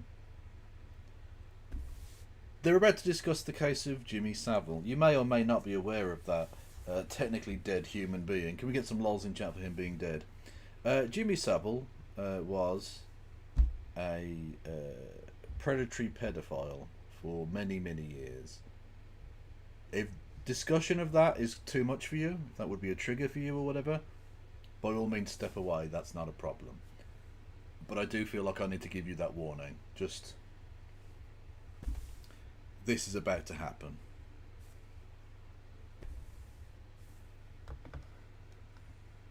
This is the legendary Jimmy Savile. The earliest accusation by a politician in the House of Commons that Keir Starmer had failed to prosecute Jimmy Savile, an accusation that had been circulating online for quite a while before this, was in Boris Johnson's response to the Sue Gray report. Yes, that's Sue Gray, who now works for Starmer. He said the following according to Hansard. Instead, this leader of the opposition, a former director of public prosecutions, although he spent most of his time prosecuting journalists and failing to prosecute Jimmy Savile. It's fitting then that the first, at least the first that I could find, article of the general election making use of this claim was also by Boris Johnson. In his article in the Daily Mail, which is largely made up of incoherent culture war shite, he said... Well, that's Boris Johnson, yeah. He always brags about his time as head of the Crown Prosecution Service and how he takes responsibility for everything that took place on his watch, except, of course, for the failure to prosecute Jimmy Savile, just as they say, saying. People treat this point as... Just as they say, saying. God, you're a cunt, mate. A taboo, an unmentionable. But let's face it, if others had that kind of failure on their CV, a Tory, for instance, it would be thought at least worthy of comment, which I think tells you Oh yeah, the Tories get such a difficult press. Yeah. how serious It's not like you were literally you were gifted because of your upbringing, because of your background. You were gifted the prime ministership. You cunt. Shut the fuck up. Been handed everything, and he wants to act the fucking victim. this actually is in the case presented by Boris Johnson. Normally I'd dismiss this out of hand and say, this is a right-wing smear job, and we just leave it there. So why am I entertaining Good night, this? Pandanus. 3 reasons. It's a topic that will come up again in this election. Yeah, exactly, yeah. Handy by name, handy by fucking nature. Whatever his name. What was his name? Greg Hand? No, hang on. No, Pincher by name, Pincher by nature. I apologise to Greg Hands, who, as far as I'm aware, has committed no sexual crimes. Yeah, Boris Johnson... Well, I don't think it was child molestation. I think it was adult molestation. But yes, Boris Johnson, literally the end of his prime ministership was him not dealing with...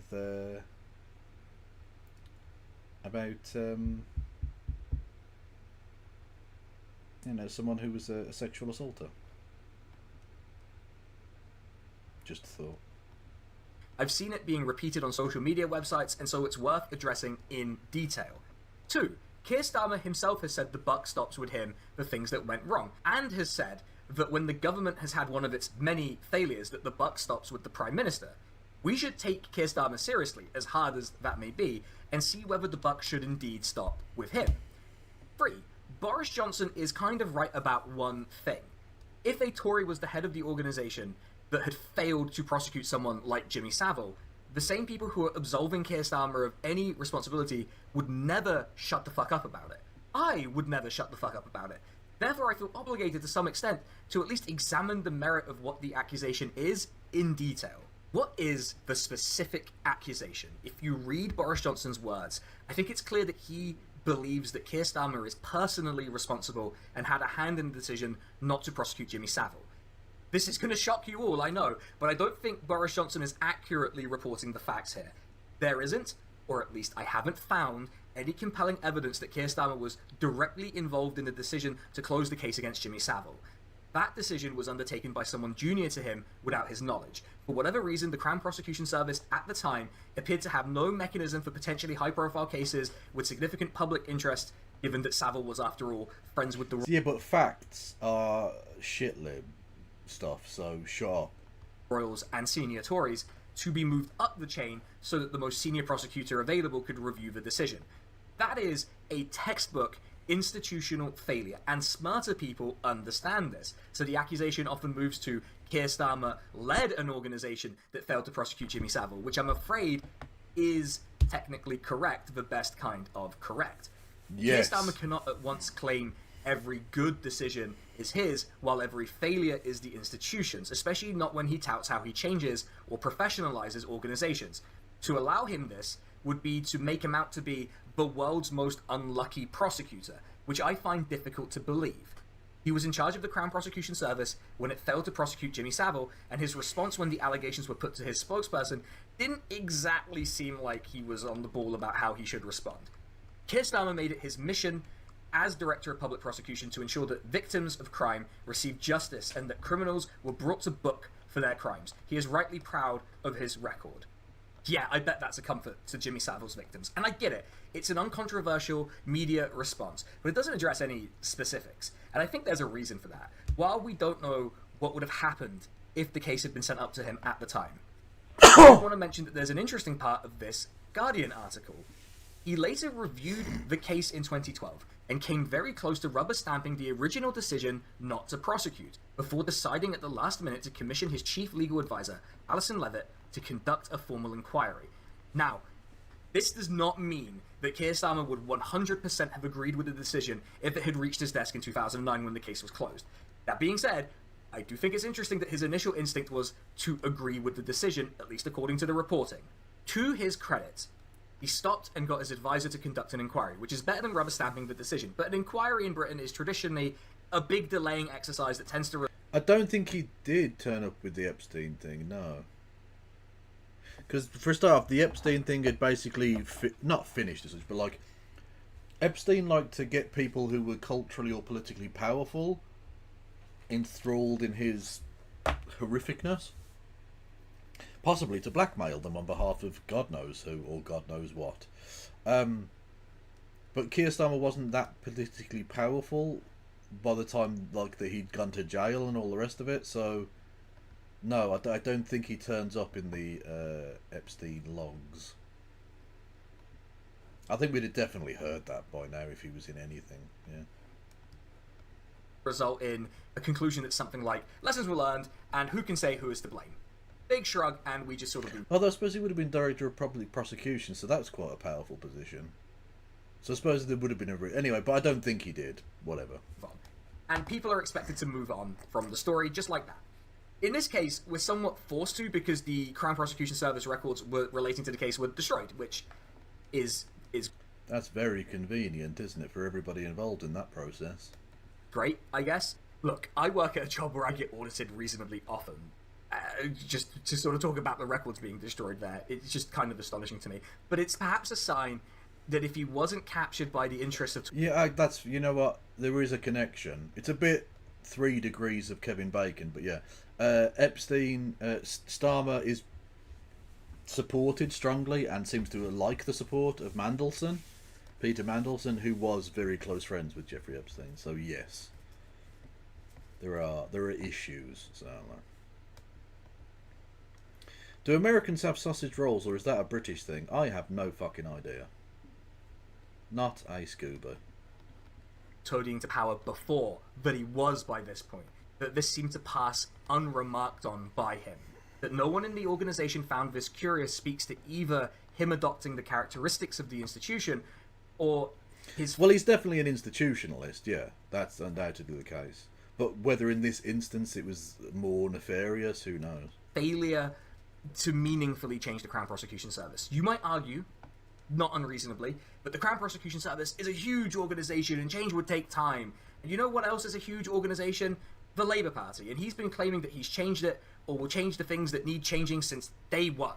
Really, I don't think there's a lot to come from focusing on this aspect of his record. It won't stop some people, and the truth is that hearing the words Keir Starmer and Jimmy Savile in sentences together might well do the job that Boris Johnson wants it to. That may not be fair, but I guess Starmer should have led an organisation that prosecuted Jimmy Savile. Sucks to suck. In all seriousness, there are aspects of his record as Director of Public Prosecutions that are much more worthy of attention and discussion, that demonstrates more clearly some of the instincts he'd learned earlier in his career and would carry until now. On the issue of prosecuting people, it's interesting who the Crown Prosecution Service, under his watch, decided to subject to their force and who they decided not to. Let's transport ourselves back to August 2011. I'm 17, getting ready for my final year of school, have just discovered to my shock that having a personality beyond enjoying sports and video games and sports-based video games is both rewarding and makes you a more appealing person to be... That's so gay. ...be friends with. Something else that was happening at the time was the police shooting of Mark Duggan, which resulted in peaceful marches, followed by rioting. While there's a lot of debate as to the cause... Well, there is some debate on that. I would argue that the police, basically ignoring the local community and refusing to even address them, might have led to some frustration. The police use of violence, impacted by the police use of further violence on peaceful protesters, is also another problem. Also, the police just being racist garbage is also another issue. You know. ...cause of the riots. That's incidental to the purpose of the video. And what we're really interested in is in how Keir Starmer, as Director of Public Prosecutions, reacted to this, and contrast it a little bit with 2 interesting cases that I think speak to what his priorities were, or how willing he was to bend to the priorities of the British state rather than any meaningful sense of justice. In response to the riots, Keir Starmer... No, pigs in blankets are not pastry. It's that's a sausage wrapped in bacon. ...ran all-night courts, which is exactly what it sounds like. In order to rapidly prosecute anyone arrested for riot-related activities, as you might imagine, rapid prosecutions in all-night courts may not have been the environment where proportionate decisions were made, and this farce included Starmer making a morale-boosting visit to magistrates at 4 a.m. Gee, if only Keir Starmer knew someone... Is a hot dog a sausage? Yeah, of course it is. Why are we talking about sausages? Oh, it's my channel, of course it is. ...who was in charge and could improve morale by not making people work at 4 a.m. Oh well. There's a particular example in the circles that I move in that is brought up a lot when it comes to Keir Starmer. The extremely exciting case of the Lidl water thief. It's hardly Watergate, is it? Nicholas Robinson, a guy with no previous criminal record, was walking home during the riots and went into Lidl and grabbed a packet of bottled water. We can make arguments about whether all-night courts were needed to process the sheer number of people, but no matter the circumstances, this would probably have resulted in a very minor penalty under normal circumstances. What penalty did he get? Well, he was sentenced to 6 months in prison, according to the Journal. In handing down the sentence, the judge said that he was taking 23-year-old Robinson's previous good character and early guilty plea into consideration, but also said that the students willfully contributed towards the atmosphere of both chaos and sheer lawlessness, which is a pretty fucking astonishing thing to say. What would the penalty have been if he didn't have previous good character? Yeah, that's mental. A packet of water and you get 6 months in the nick. Really? That person is a fucking, a threat to society, are they? Mental. Don't you think that in the context of a series of riots, there may be more significant things that happened? I don't want to engage in hyperbole, but the capital city of a major European country had parts of it ablaze, and the main focus seems to have been on petty theft. People stealing water, TVs, and bringing children, some of them aged 11, to have the full force of the prosecutorial wing of the British state brought upon them. Think of how that contrasts with a couple of other decisions. First, his decision not to reverse his predecessor's awful ruling where he didn't prosecute the killers of John Charles de Menezes, a Brazilian man who was racially profiled and then shot 7 times in the head by members of the Met Police. His decision not to reverse his predecessor's decision. I'm old enough that I remember exactly where I was when that happened. I was attending an anti-Iraq war meeting in St Martin's, not St Martin's Church, the tiny Catholic church place. Anyway, in Birmingham city centre. How old would I have been then? About 17, 18, something like that. I was in my fingering heyday. Based on his predecessor's uncritical acceptance of the police narrative, was despite the fact that this narrative was rejected by a jury at an inquest. The official claim of a lawful killing was not consistent with the new evidence that had emerged, yet Starmer spared the officers responsible from the full force of the British state's prosecution.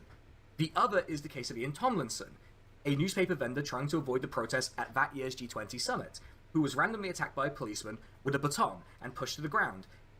The resulting internal bleeding meant that he would go on to die.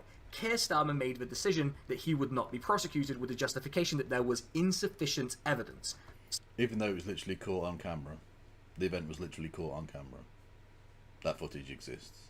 Starmer was eventually forced to reverse the decision, but the officer was found not guilty. The fact that in one case, Starmer just brushed off the idea of revising a decision that appeared to be clearly wrong and based on bad information, and in the other had to have his arm twisted, does not reflect well on his conduct as Director of Public Prosecutions. It's not a coincidence that during his career as Director of Public Prosecutions, that he not only acquiesced to the preferences of the British political establishment, in both going soft on police officers and coming down hard on rioters who stole bottles of water. To me, it's foundational. A good example... Yeah, he's an institutionalist. Yeah, he's scum. ...is his handling of the Spy Cops scandal involving police infiltration of left-wing groups. Starmer, in a tremendous act of transparency and justice, refused to reveal how many historic cases were built by evidence obtained by Spy Cops. Relevant because convictions obtained using evidence acquired by Spy Cops were quashed, meaning Starmer ensured people who shouldn't have been in prison were languished. Yeah, by the way, Spy Cops. So the police would infiltrate into groups, often like just environmentalist groups or whatever, up until the point where some started years-long relationships and even had children with members of the group. Police officers undercover had children with people and then disappeared when their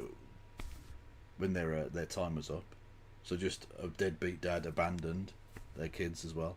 A truly despicable act that didn't happen 100 years ago. It happened 20 years ago. The British police are, I mean, just the worst human beings. They really are. Wishing in it. Another case that contrasts with Keir Starmer's lax attitude to prosecuting certain types of people and his willingness to submit to where he believes power comes from is his treatment of Gary McKinnon. Gary McKinnon was a real-life hacker, only instead of looking shady in a hitman level, he believed the US government was hiding information about UFOs. I mean, I kind of believe that too, to some extent, but I don't hack the US systems to satisfy my curiosity. Mainly because I can't. In any case, America wanted to extradite him. He was by no means the only extradition Starmer tried to enforce, but this case had the most interesting twist at the end. The potential penalty for McKinnon was up to 70 years in prison, which would likely have amounted to the rest of his life. Starmer pledged to make sure that the extradition went through. You don't think American cops would do that? We know American cops have done that. I think that's where we got the idea. Well, I say we. That's where Britain got the idea. American cops have been doing that for a long time. Century. Yeah, American cops absolutely do that. The CIA absolutely do that. Yeah. I guess that wasn't the only pledge he'd failed to deliver on in his career. Starmer insisted on pursuing McKinnon. The case became an issue taken up by the press. Even the right-wing press thought that extraditing him would be inhumane. It got to the point that McKinnon became depressed and suicidal, thinking that he would spend the rest of his days in prison. Starmer, despite his record of opposing the death penalty, essentially held the power to either condemn... American cops will discharge guns in public areas when attacked by a fucking acorn. Like, yeah, they're pretty evil. They'll do way worse shit, yeah. ...him to a fate that was functionally identical, or spare him. Particularly striking, and I think reflective of his fundamental cowardice when confronted by people impacted by his decisions, is this account from McKinnon's mother describing pleading her son's case to him. I couldn't understand it. Keir Starmer had written books on human rights. I had such faith and expected so much more of him as DPP. But when I made a point of speaking to him after the session, there was no trace of understanding. "I'm feeling very uncomfortable," said Mr. Starmer. "Speaking to you is making me feel very uncomfortable." Did he have any idea how that sounded to me when he was supporting the extradition of my son to some foreign hellhole? When I told the DPP... When he said foreign hellhole, that means America. I mean, that is a pretty savage burn. A foreign hellhole. Washington, D.C. of the mental torment Gary had been living in for a decade, he responded with the same stock phrases that officialdom used, that it had been through many courts, and they had all agreed that extradition should take place. Theresa May, yes, that Theresa May of Go Home Vans fame, decided to block McKinnon's extradition on the grounds that it was likely if he was extradited that he would end his own life, and that his human rights would be violated. It speaks to just how determined Starmer was to suck up to... Wow. Theresa May, absolute wokerati member. ...power, that he allowed himself to be outflanked on basic humanity by Theresa May. His reaction to the extradition being... He got outflanked to the left by fucking hostile environment May. Jesus Christ. ...blocked was to plead with the Americans to still be his friends. What a pathetic worm of a character, frankly. I'm so mad that I just moved my straw into the frame. I'm going to just... To add to this spinelessness, Keir Starmer also used the classic not enough evidence trick to avoid prosecuting MI5 agents who were alleged to have been involved in the torture of Binyam Mohammed. This was a pattern that would repeat with an incident involving an Afghan terror suspect who was tortured. Not enough evidence, apparently. Starmer also delayed processing a private prosecution request related to the former Israeli Foreign Minister, Tzipi Livni, who... What a shocker! He's always been a cunt. ...was part of the Israeli war cabinet, who led the country during its 2008 escalation of its ongoing genocide of Palestinian people. His purpose in delaying it seems to have been so that she could have been given immunity from prosecution. Don't call it genocide, okay? Don't do that. Because certain people, certain Twitch streamers will just pop up and go, actually, I'm not comfortable using the word genocide, actually. I'm just going to go on holiday to Israel with a massive Zionist who thinks that Hamas turned cookies into rocket fuel. I'm a leftist.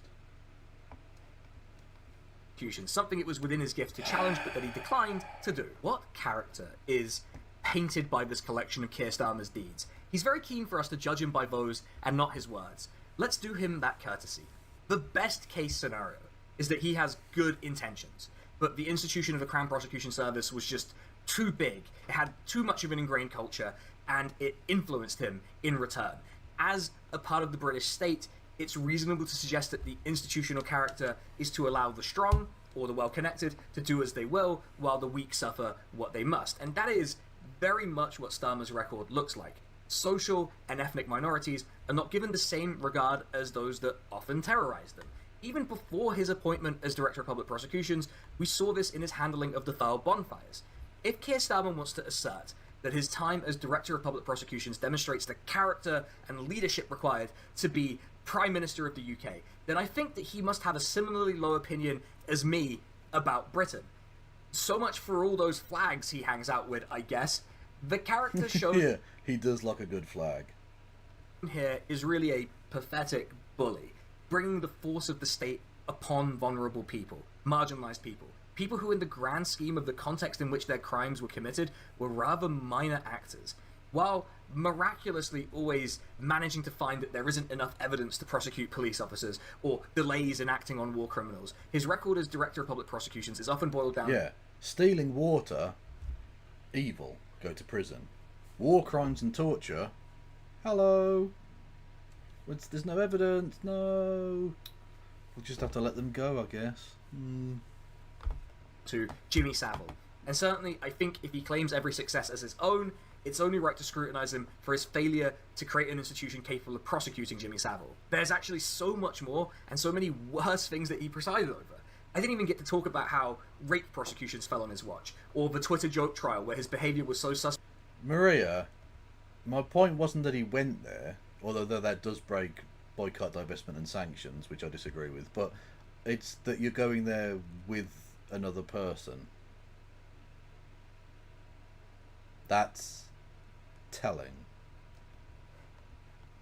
That Louise Mensch, yes, that Louise Mensch, called for there to be an investigation. I also didn't get to talk about how he led an organisation that was called institutionally homophobic, but we will be picking up on that thread a bit later on. At the 2015 general election, Keir Starmer was elected to Parliament as the member for Holborn and St Pancras, which is where we get to see how these experiences may have shaped the political instincts and how he conducted himself as a politician. The Prime Minister of the UK has quite extensive powers. True, they're only able to wield these powers if they're in office, and that requires the confidence of a majority in the Commons. It is rare, though, for a Prime Minister who commands a majority, or at least a single-party majority, to be ousted by their own MPs voting against them in a confidence vote. Yes. Primarily because doing so would mean that they lose the party whip. Nominally, the monarch wields the powers I'm attributing to the Prime Minister, but in practice and conventionally, they only do so with the Prime Minister's advice, because to not do so would be dicey for the monarchy, tends not to end very well, and we've already had an incident involving one King Charles. These include the power Lol. to declare war, which is why when David Cameron lost his vote to bomb Syria, he was subsequently asked whether he would heed Parliament's decision, because he could have ignored it. It may not have been wise, but it was in his gift. The Prime Minister also sets the direction of the government by appointing a cabinet, and ideally... like in Britain, we don't pretend, like in America, they pretend that you need congressional approval. That obviously doesn't happen, that's a load of bollocks. But in Britain, we don't even pretend. It's just like, no, if the Prime Minister wants to just do a war, no, he can just do that. That's fine. Yep, just do some war, I reckon. Although that's been lacking in recent years, I suppose. This matters for a couple of reasons. One, ministers can unilaterally change legislation using statutory instruments, though it's worth noting that statutory instruments are not often used for contentious issues, meaning that their instincts, or the instincts of their leader... No, I'm going to write them off, Maria, because they're literally genocide denier. That's why. ...could have wide-ranging impacts if legislation is changed recklessly, or indeed if they're the product of a toxic institutional environment in their party. 2. If the Prime Minister constructs a cabinet of yes men, then their power, and therefore the impact of their instincts, is amplified. And very few Prime Ministers... Maria, don't fucking come in here with this fucking mealy-mouthed bullshit, okay? It's not just the wrong people talk to him. He flew to America, had a nice little chatty chin wag with the guy, the pro-genocide guy, right? And then flew to Israel with him, and had a nice pally little holiday. That's not quite the same as just talking to someone. Fuck's sake, man. Wind your fucking neck in. Jesus. Select habitual rebels to join their cabinet. There's a reason that up until very recently, resignations from cabinet were relatively rare. While Keir Starmer hasn't wielded any institutional power in the country at large as a politician, he did as Director of Public Prosecutions, and we've seen how that went. He has wielded it within his own party, and how he's chosen to do so and the forces within his party that he's chosen to align himself with are important things to consider. They will provide an insight into how he will run institutions with the backing of state power and violence. It will also be important to think about how he's chosen to present himself politically, and in what ways that's perhaps changed. Whether those changes are justifiable, or whether they demonstrate an untrustworthiness, a dishonesty, when combined with how he's conducted himself as leader of the opposition. There was a time when it was a regular joke to do an impression of Keir Starmer saying, "I welcome the government, but I encourage them to go further." And this came about due to a period of time during the early period of his leadership, particularly during the COVID pandemic, where the government would often engage in half measures. Whether or not you think that this rhetorical and political strategy was justified, it stuck. And an impression of Starmer emerged, which was that he struggled to articulate significant political differences with the Because he's a Tory.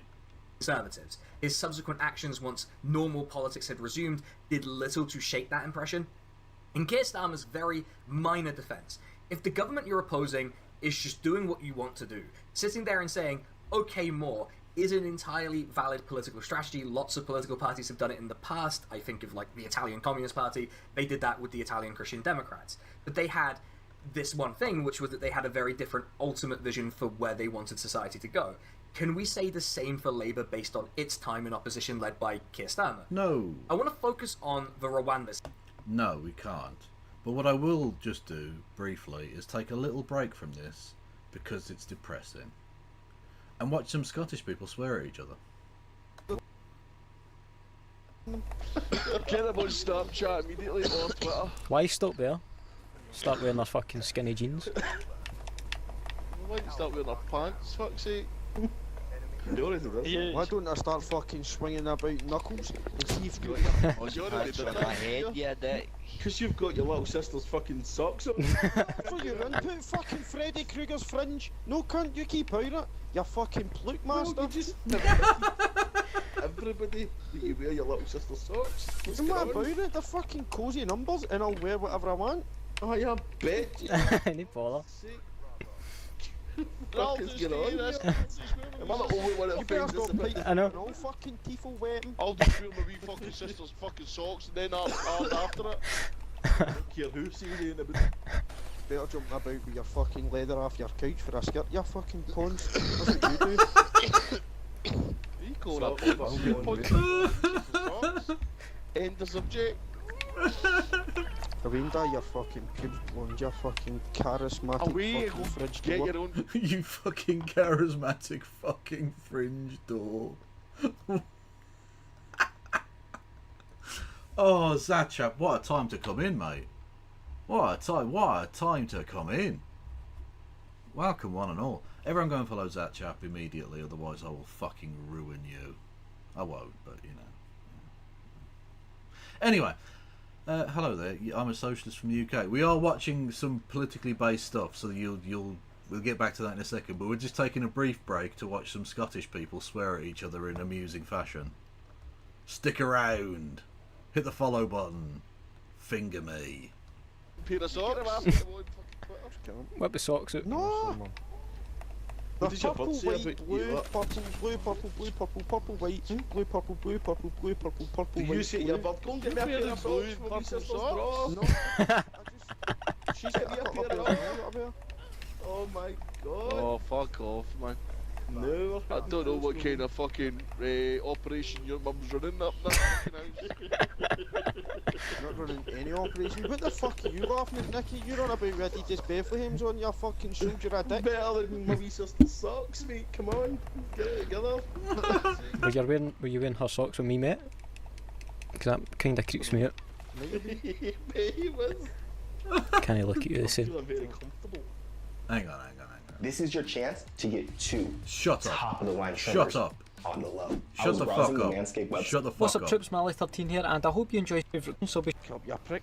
He's fucking hanging What on do you do about it, man? You pure Who generals. you talking to? Fucking Barty toes, man. You'll be Because you getting can't knocked pass out. nothing. Shut your fucking pensioner's handbag, man. You'll be getting slapped about. I know balling fucking Roger Spunkenstein, man. Fuck off, you fucking fat buttered up scone flap. If you were a Indian, you'd be called Raincloud, right? That's what you'd be called. Fucking Jolly Roger, you'd be called Upbeat Steve. Get a tap lip like a fishing rod. Your feet are that fishy, they've got fucking gills. Same just get fishy feet, then there's a problem. You never even cheese, you fucking idiot. Nobody kicks about with fucking trout for feet. Egg on my chest. Toast on my feet. Stop being a basket weaver, man. Fuck's sake. Talking about your fucking arsehole. Fuck up, then. You fuck up, you fucking doom. Listen, right, see if I can get this in the stream. There's a clown's fucking nose. You can refer to yourself as Marley. You refer to yourself as Noodless, Nodless, the Nodless Meister. Fucking the worst name ever, man. You talk about your fucking donkey punch, you're on about calling yourself Rangers with 5Z. People ask your name, you don't say Ross, you say either Rangers or fucking Craigery Doo. Mr. fucking pom-pom head. He's still not replied since that. He's fucking library book to fucking think you answer. He's going through the library of Ross to fucking find out a good No, I comeback. ain't. I've been fucking bench pressing with the one arm, so when I do clothesline, you're you fucking free backflips, you prick pure bungee jumper. You get hot?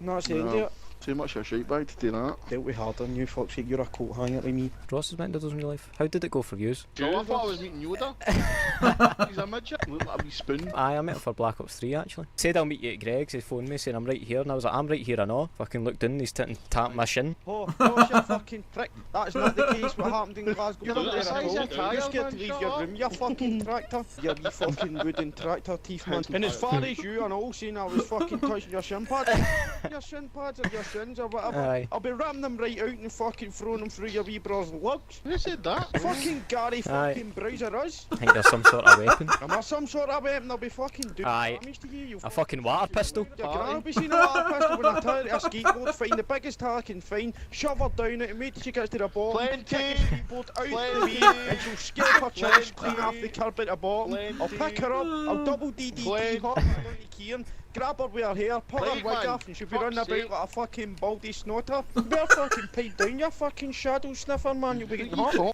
Fucking shadow sniffer. What does that mean? Oh, I apologise. Well, actually, I was about to apologise to the Zatchap man. viewers. They've left. There's no way any of the Zatchap people are still here. God bless them, but there's no fucking way. Do you with fucking no arms, just sit and wobble my fucking stumps and knock you clean out? That walks like John Wayne every time he gets out the toilet. Fucking roll him out into a ball and punt on a wee prick. Shut up, you fucking straw hat, stop fucking handing out your ultimatums, alright? I'll take these fucking brass knuckles to you. Take your brass knuckles and go and fucking shave your Fuck it. fucking brows. Hit you with one punch, turn your face into a fucking question My mark. fucking pad wouldn't work. Because it was in your arsehole. If he's got a question mark, it's you. You've got a fucking few hanging above your eyes. Come on then. Don't fucking worry about it. I've already getting fucking dropped toe hold it and laughed at you fucking flump.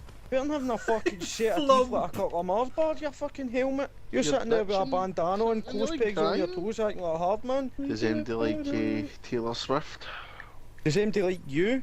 I like Taylor Swift. Keir's connected to this party through fucking E.T.'s finger, the pure tramp. You can pack a punch a fucking XM53. You pack a punch Kieran and send him into fucking 1930 away from me. You're not defending yourself with Kieran. He's got fucking fists like blast doors. He just hits you with one punch and that's it. Extensions on his elbows, the cunt. Thumbs like dildos. Send Kieran a fucking fiver, he'll send you a picture of his dad's balls. And you're thinking to me a tube of toothpaste and start squirting it about the room. Oh, is that you just coming up with nonsense because you've got nothing to talk about? Fuck off, eh? Prick. That sneeze was more satisfying than your chat, you prick. I would love to Asking keep me your guys, fucking no, head no, in with you a hate fucking shots. barricade of popcorn, you fucking prick. And the thing about this is, these Scottish people like each other. These are friends. These are regular, like, they like each other, these people. And this is how they talk to each other. Pop classics were the ugliest Every trainers and the ugliest things that I've ever seen. Not even that bad, they're just plain. You tell me you'd wear them. I know they ones, no. No, not them. Fucking horrible. They're fucking pure dad trainers, aren't they? They're the trainers your dad wears when he's cutting the grass. Never had them. Back in the day, everybody had them. They're the ugliest things I've ever seen. Fuck's sake, you're talking about fucking 20 years You would ago. wear them if you were going out to cut trees down. What a state them. You could fucking Yeah, look yeah, at your it wee does. fucking slanderous leak. Whatever that is. Fucking leg drop you. So you fucking will, you'll be getting fucking fuck 360 you will. shin kicked, you fucking arsehole. Shut up, your fucking pube gun, man. Cunt's got 3 eyes, doesn't know what he's looking at. Pube gun. His computer, his laptop, or his fucking muzz. You fucking pube gun. Oh, no. Oh. Oh. Anyway, we're watching the thing about Keir Starmer being a cunt. I explained it in the last video, but for those out of the loop, the Rwanda scheme is a plan to deport people to Rwanda if they try to enter the UK illegally. Whatever the fuck that means. Mostly in response to small boat crossings in the Channel, a problem that I have already offered the solution to, which is to offer them safe routes and process asylum claims in the UK. Of course, that solution is predicated on the idea that the boats are what's bothering people, and not the fact that adverts sometimes have black people in them. There are a lot of things wrong Yeah, that's the thing. Absolutely. With this plan, and a lot of ways you could attack it. It's unethical, it's incompatible with the UK's international obligations. Yep. Rwanda is not a safe third country. You know, the kind of things that a human being would be concerned about. Some Labour figures have made these kinds of arguments, but over and over again, what we've heard is that it's the cost that's outraging them. And that isn't to say that the cost of the Rwanda scheme is wholly irrelevant, but when it's the criticism you keep going to over and over... Vote for Nigel. I'd vote for Nigel to be fired into the fucking sea from a cannon. That's about it, to be honest. I'd vote for him to eat my fucking arsehole raw. Over and over again, while barely touching on the other ones. It's not exactly a criticism. Look, all I'm saying is when I heard he survived the plane crash, I was gutted. Criticism that emphasizes significant philosophical differences. In fact, and I've tried to make this as manifesto agnostic as possible, but Labour has decided its great solution is a border force command, which I regret to inform you will not solve the problem of small boats and goes hand in hand with their, at least at the time of recording, rumoured commitment to lower net migration. Once again, as I said in the last video about the Tories, it's not actually about the boats, but about running the racism factory more efficiently. Truly inspiring stuff. Another area where Keir Starmer's Labour Party is struggling is articulating exactly what it would do differently in fiscal policy. This sounds boring, but it's actually very important since Rachel Reeves and Keir Starmer, notably during his first debate with Rishi Sunak, have said that there will not be austerity under Labour. It's just that Which there will at the time of recording, I have no fucking clue how that could be the case. There are a couple of factors here. The first is that Keir Starmer has insisted on sticking to fiscal rules. Notably, these fiscal rules are functionally identical to the ones that the Tories have imposed on themselves. This has resulted in one of the few policy areas where they could have distinguished themselves. Green investment falling victim to it, and being another in what are basically a series of lies. Now, you can like or dislike fiscal rules, but one thing that they are is a political choice. While Labour claims it will do things like...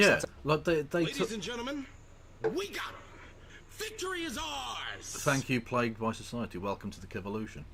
Yeah, the fiscal rules thing is so frustrating because the Labour Party, and actually the Tories do this with their version of it as well, they talk about them as if they're like natural. They talk about them as if they're things that just exist in nature and they can't be altered in any way. Like they're restrictions that are just there. We just have to work within them. Oh well. No, you put them there. You created them, and you can fucking change them. You can get rid of them. You can ignore them. You could just not be a horrible, evil fucking piece of shit who wants to enforce more austerity on a nation already destroyed by austerity. But no, fiscal rules. It's so annoying. And the media just let him get away with it every fucking time. Up GB Energy, a company that, depending on what time of day you ask the Labour Party, it would variously be an investment vehicle, something that wouldn't generate electricity, one that would generate electricity but wouldn't be a retail seller, which I think raises more questions in itself. I'm just going to say what I think it is, which is that it's probably a private finance initiative style thing for wind turbines. But whatever it is, it will cost some money. At the time of recording, Labour's supposedly fully costed manifesto...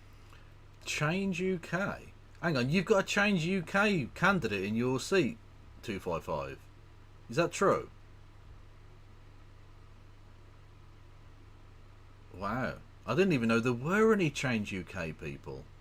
I thought that had died. Is Chuckaramuna still alive?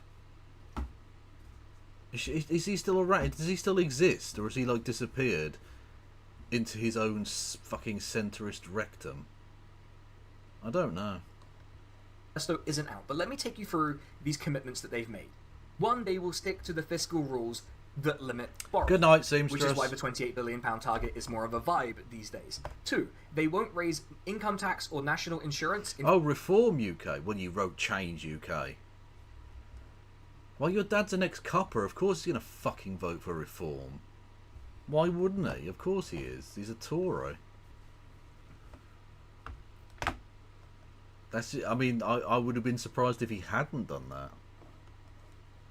In fact, at the time of recording, it seems... Don't forget, everyone, you can... What's the phrase? Giganticize? Gigantify. You can gigantify emotes. It's a way of giving me lots of money. By which I mean not lots of money, because it's 30 bits, but whatever. And also you can do bits and subscriptions. Gigantify emotes. Fuck yes. Like they've ruled out raising most of the major forms I prefer giganticize, because that makes it sound like a weird new exercise thing, like jazzercise. Taxation, which is a mixed bag of a decision, but I won't go into detail. And three, they won't continue austerity. That leaves quite a narrow path. Yeah, they've announced policies that will result in additional income, but within this framework, one of these three things has to either be bent or broken. Either Keir Starmer is afraid of being honest with the public, which doesn't bode tremendously for his time as Prime Minister, or he's lying to someone about something, which doesn't feel like a viable long-term political strategy. He's lying to lots of people about lots of things. If you're about to get the job where you have to do the things. Or, I guess as Keir Starmer would put it, you have to change the things that... I don't know how anyone survived without gigantifying emotes. I'm not sure how human beings made it to this level, but thankfully we did survive to what I'm going to call the Gigantify Emotes event horizon, and we are now safe. To wit. Need changing. It speaks to the political ineptitude of the man that he's managed to perfectly trap himself, because contrary to the sound of his voice, he's not stupid. He knows that if he insists on being Mr. Rules, that he either has to raise taxes or some kind of revenue somewhere. Maybe he could do it on the rich, I don't know, but I find it more he could. likely that and you cuts do know. of some kind will be coming. And with the spending commitments they've already made, those are going to be pretty tough and actually pretty unpalatable to the British public. And more importantly, they'll continue the long-term underinvestment in the UK. Has he voted for stagnation? Has he voted for Labour in the past as an ex-copper? Really? That's interesting. Would that be under Blair, presumably? With Starmer, folks, we're going to love it. I promise we're going to love it. The consequences of Gigantify! this is that in constraining their political differences with the Tories, they've encouraged the Tories to push further right, and arguably they've now pushed so far and run out of road to the extent that they've just completely imploded. But for all of the we need a competent government... Apparently you cannot giganticize... Oh, that's what I'm going to call it from now on. You cannot giganticize emotes on mobile, I'm being told, by Pagan Man. Everyone go and follow by Pagan Man on TikTok, where you can't even gigantify emotes there. It's embarrassing, really, when you think about it. He voted for Ed Miliband in 2015. That's interesting. Types out there. A competent government to do what? Because with Starmer at the helm, and with his instinct, which is to be as close to orthodox Tory policy as possible, while also being extremely susceptible to press pressure, it seems like what you want is a government to competently do Tory policies, which you keep telling me are bad, and are so bad that we need to get the Tories out immediately. So why replace them with the guy who's encouraged them to become worse and worse so that he can then do their policies? You know, it's funny. Like, lots of left-wingers get called accelerationists, people who want right-wing parties to implement their policies so that revolutionary conditions occur. But as always, every accusation is a confession. Starmer is a prime example of centrist accelerationism, stepping out of the way to allow the Tories to wreak havoc, and then duct taping all the pieces back together, only to hand it back to them for them to smash it all over again. Sorry. I'm not sure that's true, is it? Centrist accelerationism. I'm not sure about that. I think he's more just an opportunist. I think he's just an opportunist who is himself a nondescript kind of vague, century lib shit who's happy to sell out any principle he ever had, assuming he ever had any. I don't think he, like, you're giving him far too much credit, it seems to me, that he had some sort of plan in all of this. I don't think he ever had a plan even to become leader necessarily. I certainly don't think he ever thought he was going to be Prime Minister. He was essentially put in place by Labour together to be a placeholder so that they could win next time, probably, with the person they actually wanted, like maybe Wes Streeting or whoever. It doesn't really matter who. Yeah, I think he's just an opportunist. I don't think he had some grand centrist accelerationist plan in place. He's just like a kind of century Tory cunt, you know. I've spent too much time talking about policy. Let's get back to the personal stuff with a totally uncontroversial title card.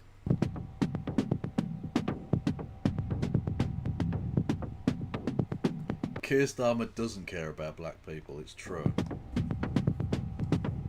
It's safe to say that the issue of race and racism has had a way of rearing its head in British politics, despite the insistence by some that Britain is one of the least racist countries in the world, or that there is no institutional racism, and that we're not America, so any discussion of it is an attempt to import a discourse foreign to us, to which I'd say... Oh yeah, he's definitely the ratchet holder. Yeah, absolutely.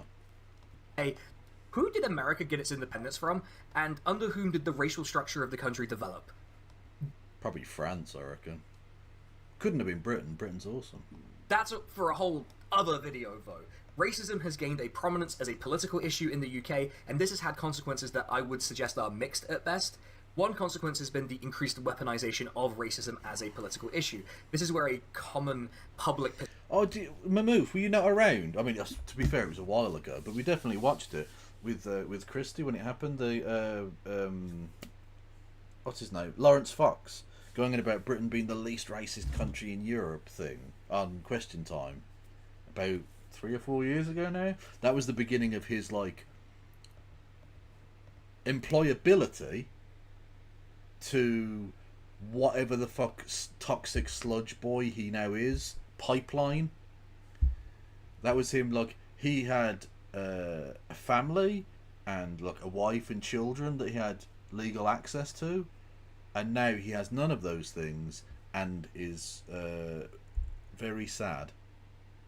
That's that was the beginning point for him, the butterfly effect moment where his life just straight down the slope.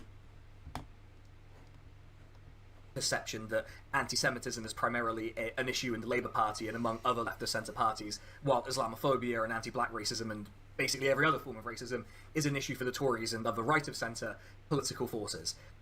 In this video, I won't be getting into how valid this way of analysing racism in political parties is, but because the primary vehicle that ethnic minorities in the UK who participate in party politics participate through is the Labour Party, and its leading figures constantly claim that it is an anti-racist party, I think it's worth examining how Keir Starmer has contributed and how well he has conformed to this supposed tradition. Is that dye in SK Crusader's hair, or is it just shiny from the light on the right-hand side? I can't tell. It's annoying. Keir Starmer has avoided serious scrutiny on the issue of racism and the way in which he has contributed to an impression that he is either indifferent to or actively hostile to the interests of racial equality. I think that there is a body of evidence that Good night, Vogel. Points in a particular direction when he has encountered resistance to his actions or the actions of those around him or who are aligned to him politically. He's struggled. Some might say that for Keir Starmer, sorry is the hardest word. Yes. Early into his leadership, Very the much Black so. Lives Matter movement had come into prominence in the UK in the aftermath of the killing of George Floyd. There were rallies, in fact there was a reasonably well-attended one in the city where I live and that I remember quite well, and people were looking at... Where do they live? Now I'm curious, because a couple of times they've dodged saying where they live. And the accent is nondescript as fuck, so I can't really tell.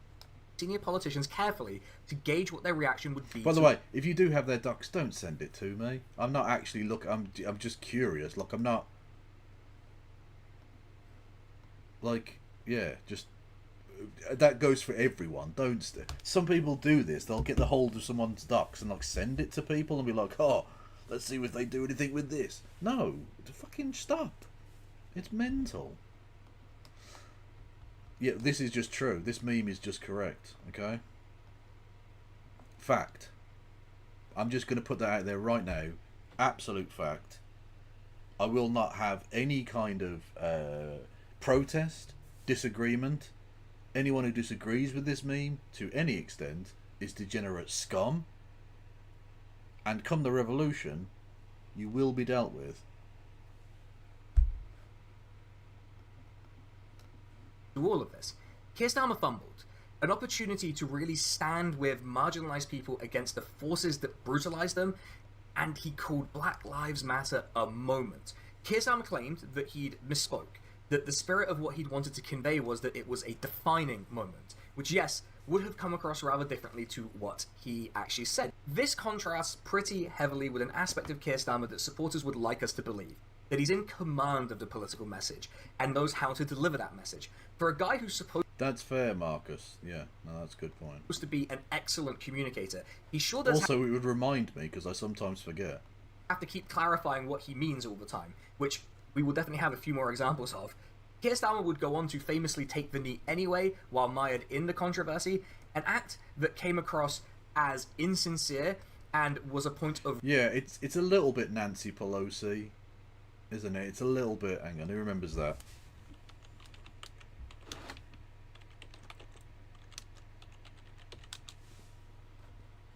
With the fucking... the cloth on as well. What's it called? I don't know, anyway, the African scarf thing going on. Like, just get fucked. Get fucked. You dishonest piece of shit. Like you give a fuck about any of this. Ruth Kanda forever. Cunty cloth, yes, that's the one. Yeah. ridicule. At least he didn't go that far. At least he didn't pull out the fucking Kenty cloth on it. Or a do-rag.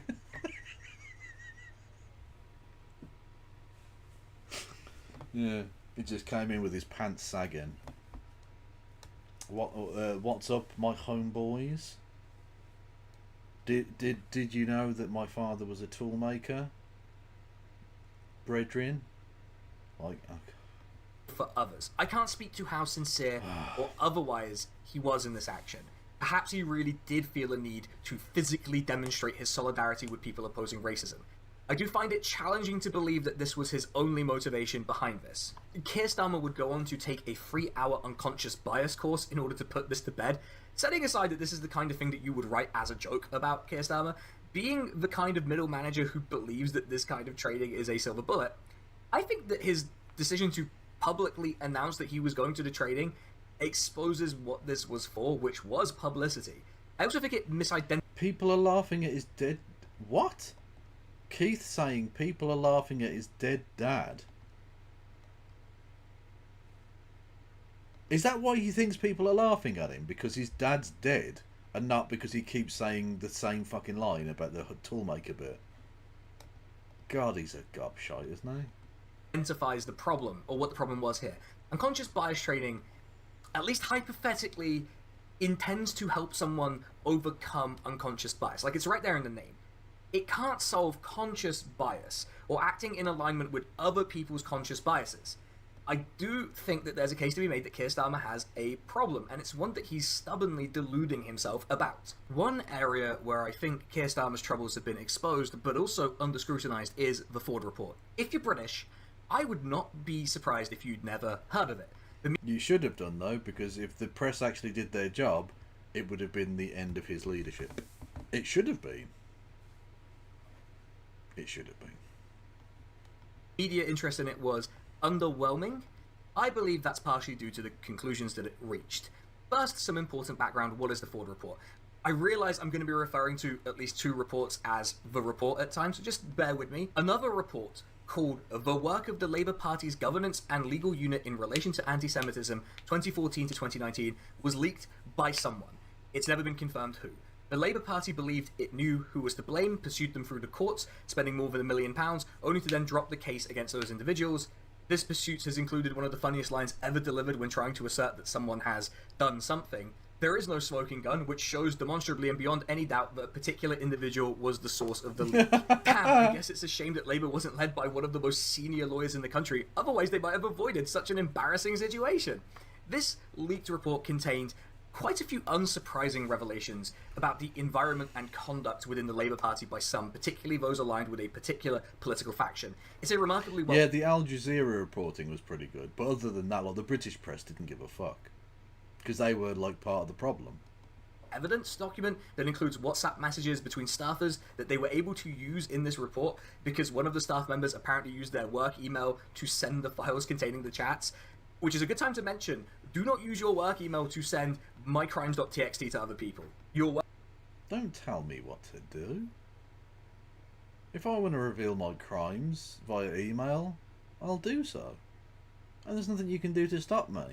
Workplace probably owns your emails. The scope of the inquiry was to determine the truth, or otherwise, of the most significant allegations contained in the leak report, as determined by the Ford panel. The background and circumstances against which the leak report was commissioned, written and circulated, including how it was subsequently put into the public domain, and the structure, culture, and practices of the Labour Party organisation, including the relationship between senior party staff and the elected leadership of the party. Before we continue, I just want to say that Martin Ford KC, as far as I'm aware, appears to not be an especially radical figure. He was, I think, pretty much handpicked by Starmer to do this. I don't think Starmer would pick someone unless he felt like he had a reasonable idea of what they would recommend and find. The panel took submissions from members, and in the report, one of the key findings was that the evidence received pointed to a perception that some protected characteristics were regarded by the party more highly than others. Equally, this meant that some were less highly regarded. This was commonly described both in the report and colloquially as a hierarchy of racism, a belief Very much so. that within the Labour Party, some forms of racism were seen as more serious, as problems, than others, and that this therefore contributed to a culture where concerns from certain groups were dismissed. Some might point to more recent events, particularly the deselection of Faiza Shaheen, as an example of this occurring. That it was such a common perception is not a surprise. Anyone who had been paying attention to the media, to which forms of racism the Labour Party had paid particular attention to, and frankly, the way certain MPs who had found their careers briefly delayed by Jeremy Corbyn being the leader treated certain Alex, minority MPs. There's no... Why... No, don't dredge this up. I didn't kill any fucking chickens. You... What the... I'm genuinely... I am disgusted with you, Alex. I hope you know that. I hope you're fucking aware of that. Those chickens died of natural causes. You monster. Hello there, Raiderinos, from the No Justice stream. How are you all? Don't forget to subscribe to me on the YouTubes, it's free. You can also like the stream. And if you're feeling very generous, you can come over to Twitch and give me money. Or there's a PayPal and well, there is a Discord you can join, that's free. But I meant to say Patreon. Anyway, how are you all? How was Helena's stream? Good as always, I would imagine. But what did you get up to? Probably covering the Italy-Albania game, I reckon. If I had to guess. It's always good to have a rematch of the World War II invasion countries, you know what I mean? Italy versus Albania. A rare one at a major tournament, but a classic nonetheless. MPs who had been elevated in their place would have understood this. That you can have some of the alleged behaviour, like Jess Phillips lying about telling Diane Abbott to fuck off, an anecdote that Diane Abbott herself has said is a lie, by the way, without any kind of reprimand or disciplinary process, speaks volumes about how out of control the party was. Why was this relevant to Starmer? Because his first choice for General Secretary of the party was pretty heavily mentioned in the report. She was what a surprise! Unable to become Labour's General Secretary, in part because of the things the report contained about her, including that she expected staff to fabricate a case against people she doesn't like / her friends don't like because of their political views. Which, you know, seems cool, and like that doesn't change how we should perceive certain events that occurred Whether Starmer knew about this or not, the fact that he was so close to her that he was seriously considering putting her in charge of the day-to-day operation of the party speaks to... Will I be watching the England-Serbia game? I will. I probably won't do on stream, but what I'm going to do, because I'm going to watch a little bit more of this, and then finish this off tomorrow, but I'll probably be on quite a lot earlier than I'm usually on, so that I'm free by the 8 o'clock kickoff, because I want to watch the game.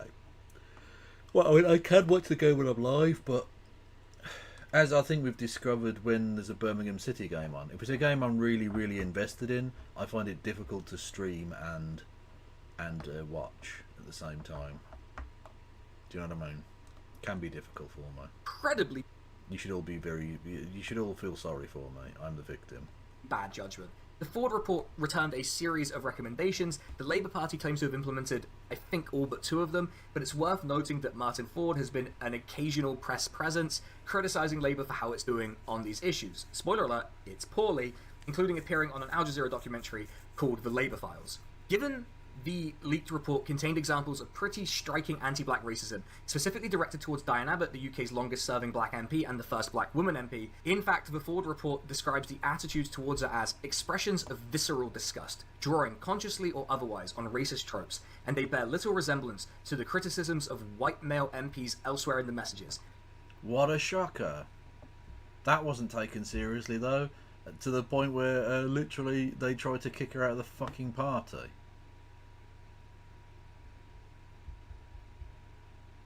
She will be standing for Labour, though, because they were shamed in the media for once.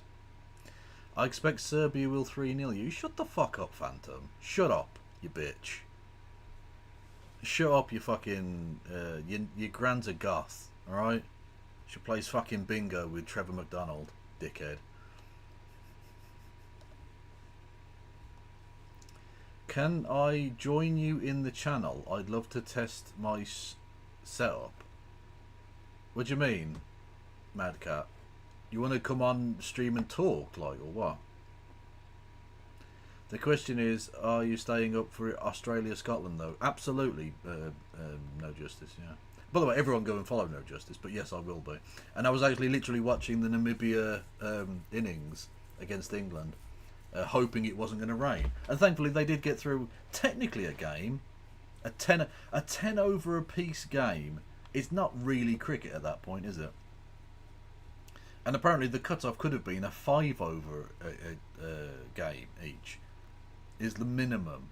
What the fuck? That's 30 deliveries. That's not a fucking game of cricket. That's ridiculous. Your grand's a goth. Was that from the Scottish game as it was? Yeah. Yeah. Can we all join the stream, Kev? Your mom. No, I wouldn't join tonight because I'm about to finish in the not too distant future. But you can maybe jump on another day. Oh, pardon me. In that context, and the fact that Diane Abbott's treatment by Labour in the run-up to the election has been something of a news item, I think it's worth examining her treatment under Keir Starmer's Labour Party. I believe it's representative of what he thinks is acceptable political conduct, and how he thinks he can treat people who he has institutional power over. A lot of people like to say, whenever Keir Starmer's, I think, obvious issue with black people in the UK is brought up, is to say, well, he has David Lammy in his shadow cabinet, don't you think he'd bring it up? Or to suggest... Yeah, but David Lammy's a cunt. David Lammy's awful. That his presence in a senior role somehow absolves him of these accusations, to which I'd say David Lammy is his political ally, and it's actually much more instructive to look at how he treats people who aren't his ally. To give a good example, Diane Abbott. Diane Abbott was suspended from the Labour Party after the Observer had published Faisal Shaheen. Yeah. A letter from her that downplayed the experiences of racism that certain groups faced. She more or less immediately apologised for it. Yeah, that was dumb. She shouldn't have fucking said that shit. It was really dumb. Oh, fuck. But the Labour Party had to follow its independent process, as Keir Starmer loved to bleat on about. It was revealed that this disciplinary process had concluded in December 2023 and that Diane Abbott had completed the required parts of her sort of rehabilitation, as it were. She completed a course on anti-Semitism. Those of you with long memories will recall that it was revealed in March 2024 that a Tory donor was reported to have said that Diane Abbott should be shot. This timeline is important because when Keir Starmer came to speak to her in Parliament, she apparently asked for him to return the Labour whip to her, which is it's a Westminster nonsense way of saying to be readmitted to the party group in Parliament. Yep. But Keir Starmer just seemed to brush her off, saying, I understand, meaning that she was still sat as an independent when Parliament was dissolved. Now, this decision is important because being a member of a party group... Yeah, I did see that, not Mr. Girl. Damn Girl. Yeah, he went to America and basically said, look, he was a conservative guy or whatever. Yeah, David Lammy's fucking embarrassing. He really is such a massive example of how pathetically small British politics is now. How just awful it is that he is going to become a major minister in the government in the near future. And that is fucking tragic. His imbecility is just off the charts. We're fucked. Means that you get access to certain resources and all of these other things, and you can be supported more openly by your colleagues. When Parliament dissolved, there were real questions as to whether she would even be the candidate for Labour. This debacle spiralled into a week-long mess for Labour, which eventually resulted in Diane Abbott being confirmed as the candidate for Labour in her seat. And that was probably only because Angela Rayner, against what was technically the policy that was out there at the time, came out and said that she didn't see any reason why she wouldn't be allowed to stand as a Labour candidate, which basically forced the hand of the Starmerites to be like, oh fuck, we have to basically let her stand. Because they, even with it, they were prepared to put up with several days of bad press for this shit. They desperately wanted to get rid of her. And then it kind of undermined their position and they had to be like, oh shit, I suppose we'll just let her stand. Fuck. Whilst hoping she wouldn't still. Dickheads. God, they're shameless. They really are. But not before a whole lot of controversy had been generated. Her treatment was so bad that members of Parliament who weren't usually her political ally registered their discomfort. Keir Starmer repeatedly said that Labour needed to wait for the processes to run their course, when they had already concluded. He repeatedly lied to the press and the public about it, in my view, so that he Don't believe it. Keir Starmer has never lied about anything. How dare you? I, for one, welcome our totally truthful overlord.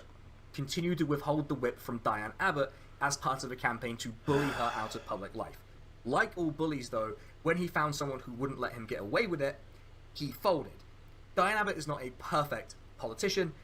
I do somewhat think she should have told Labour to fuck off, but that wasn't my decision. I can't make that decision on her behalf. She has to make the decision that's right for her. It's hard to look at the full body of how Diane Abbott was treated by Labour, deliberately kept in limbo, not even allowed back in the party after the process had concluded, and a high-profile death threat had been revealed targeting her.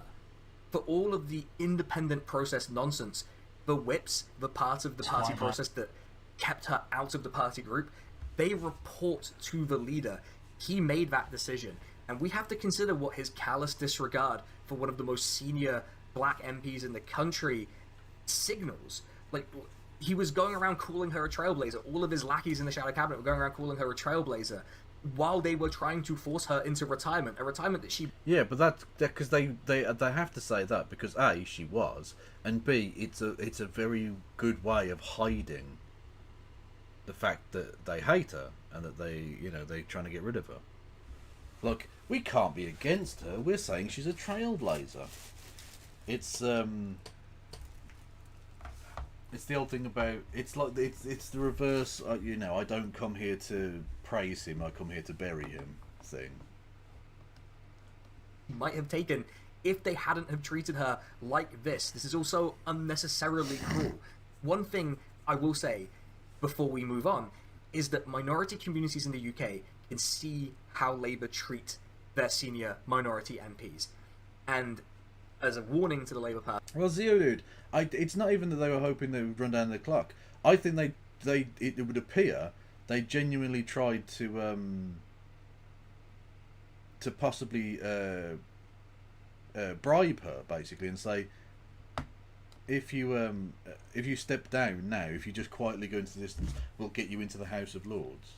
Which, by the way, is one of the things that Keir Starmer has criticised and wants to reform about the House of Lords. The use of that patronage for, let's say, less than statesmanly reasons.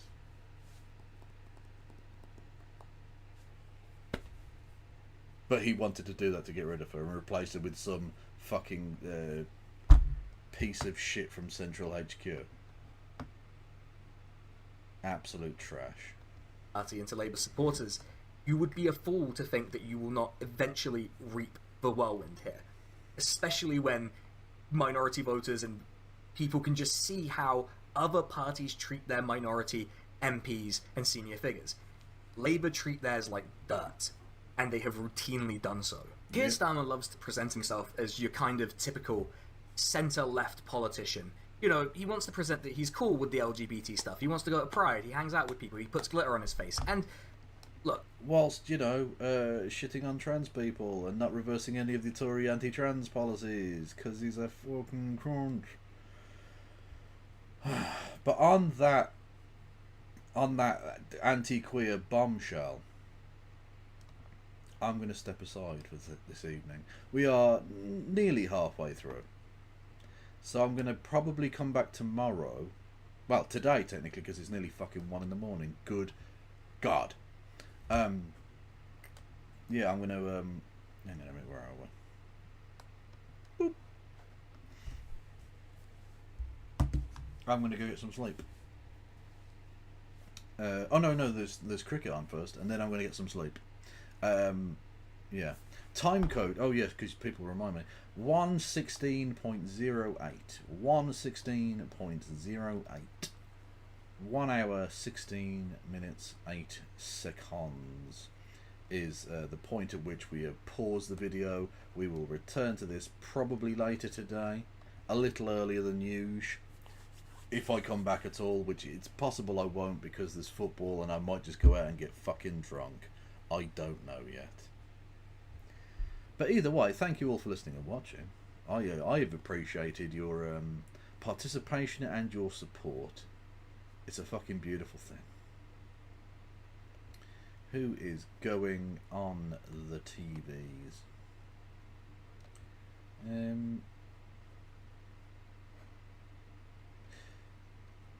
I tell you what.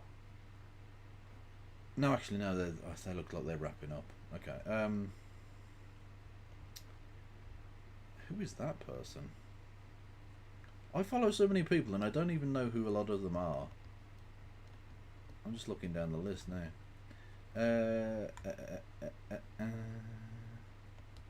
Beep, beep. Okay, I'm going to send you over to Rin Vixen, who I don't think I've ever been over to before, but is a good person. So go and check them out. Where are we? I need to go into the raid thing, don't I?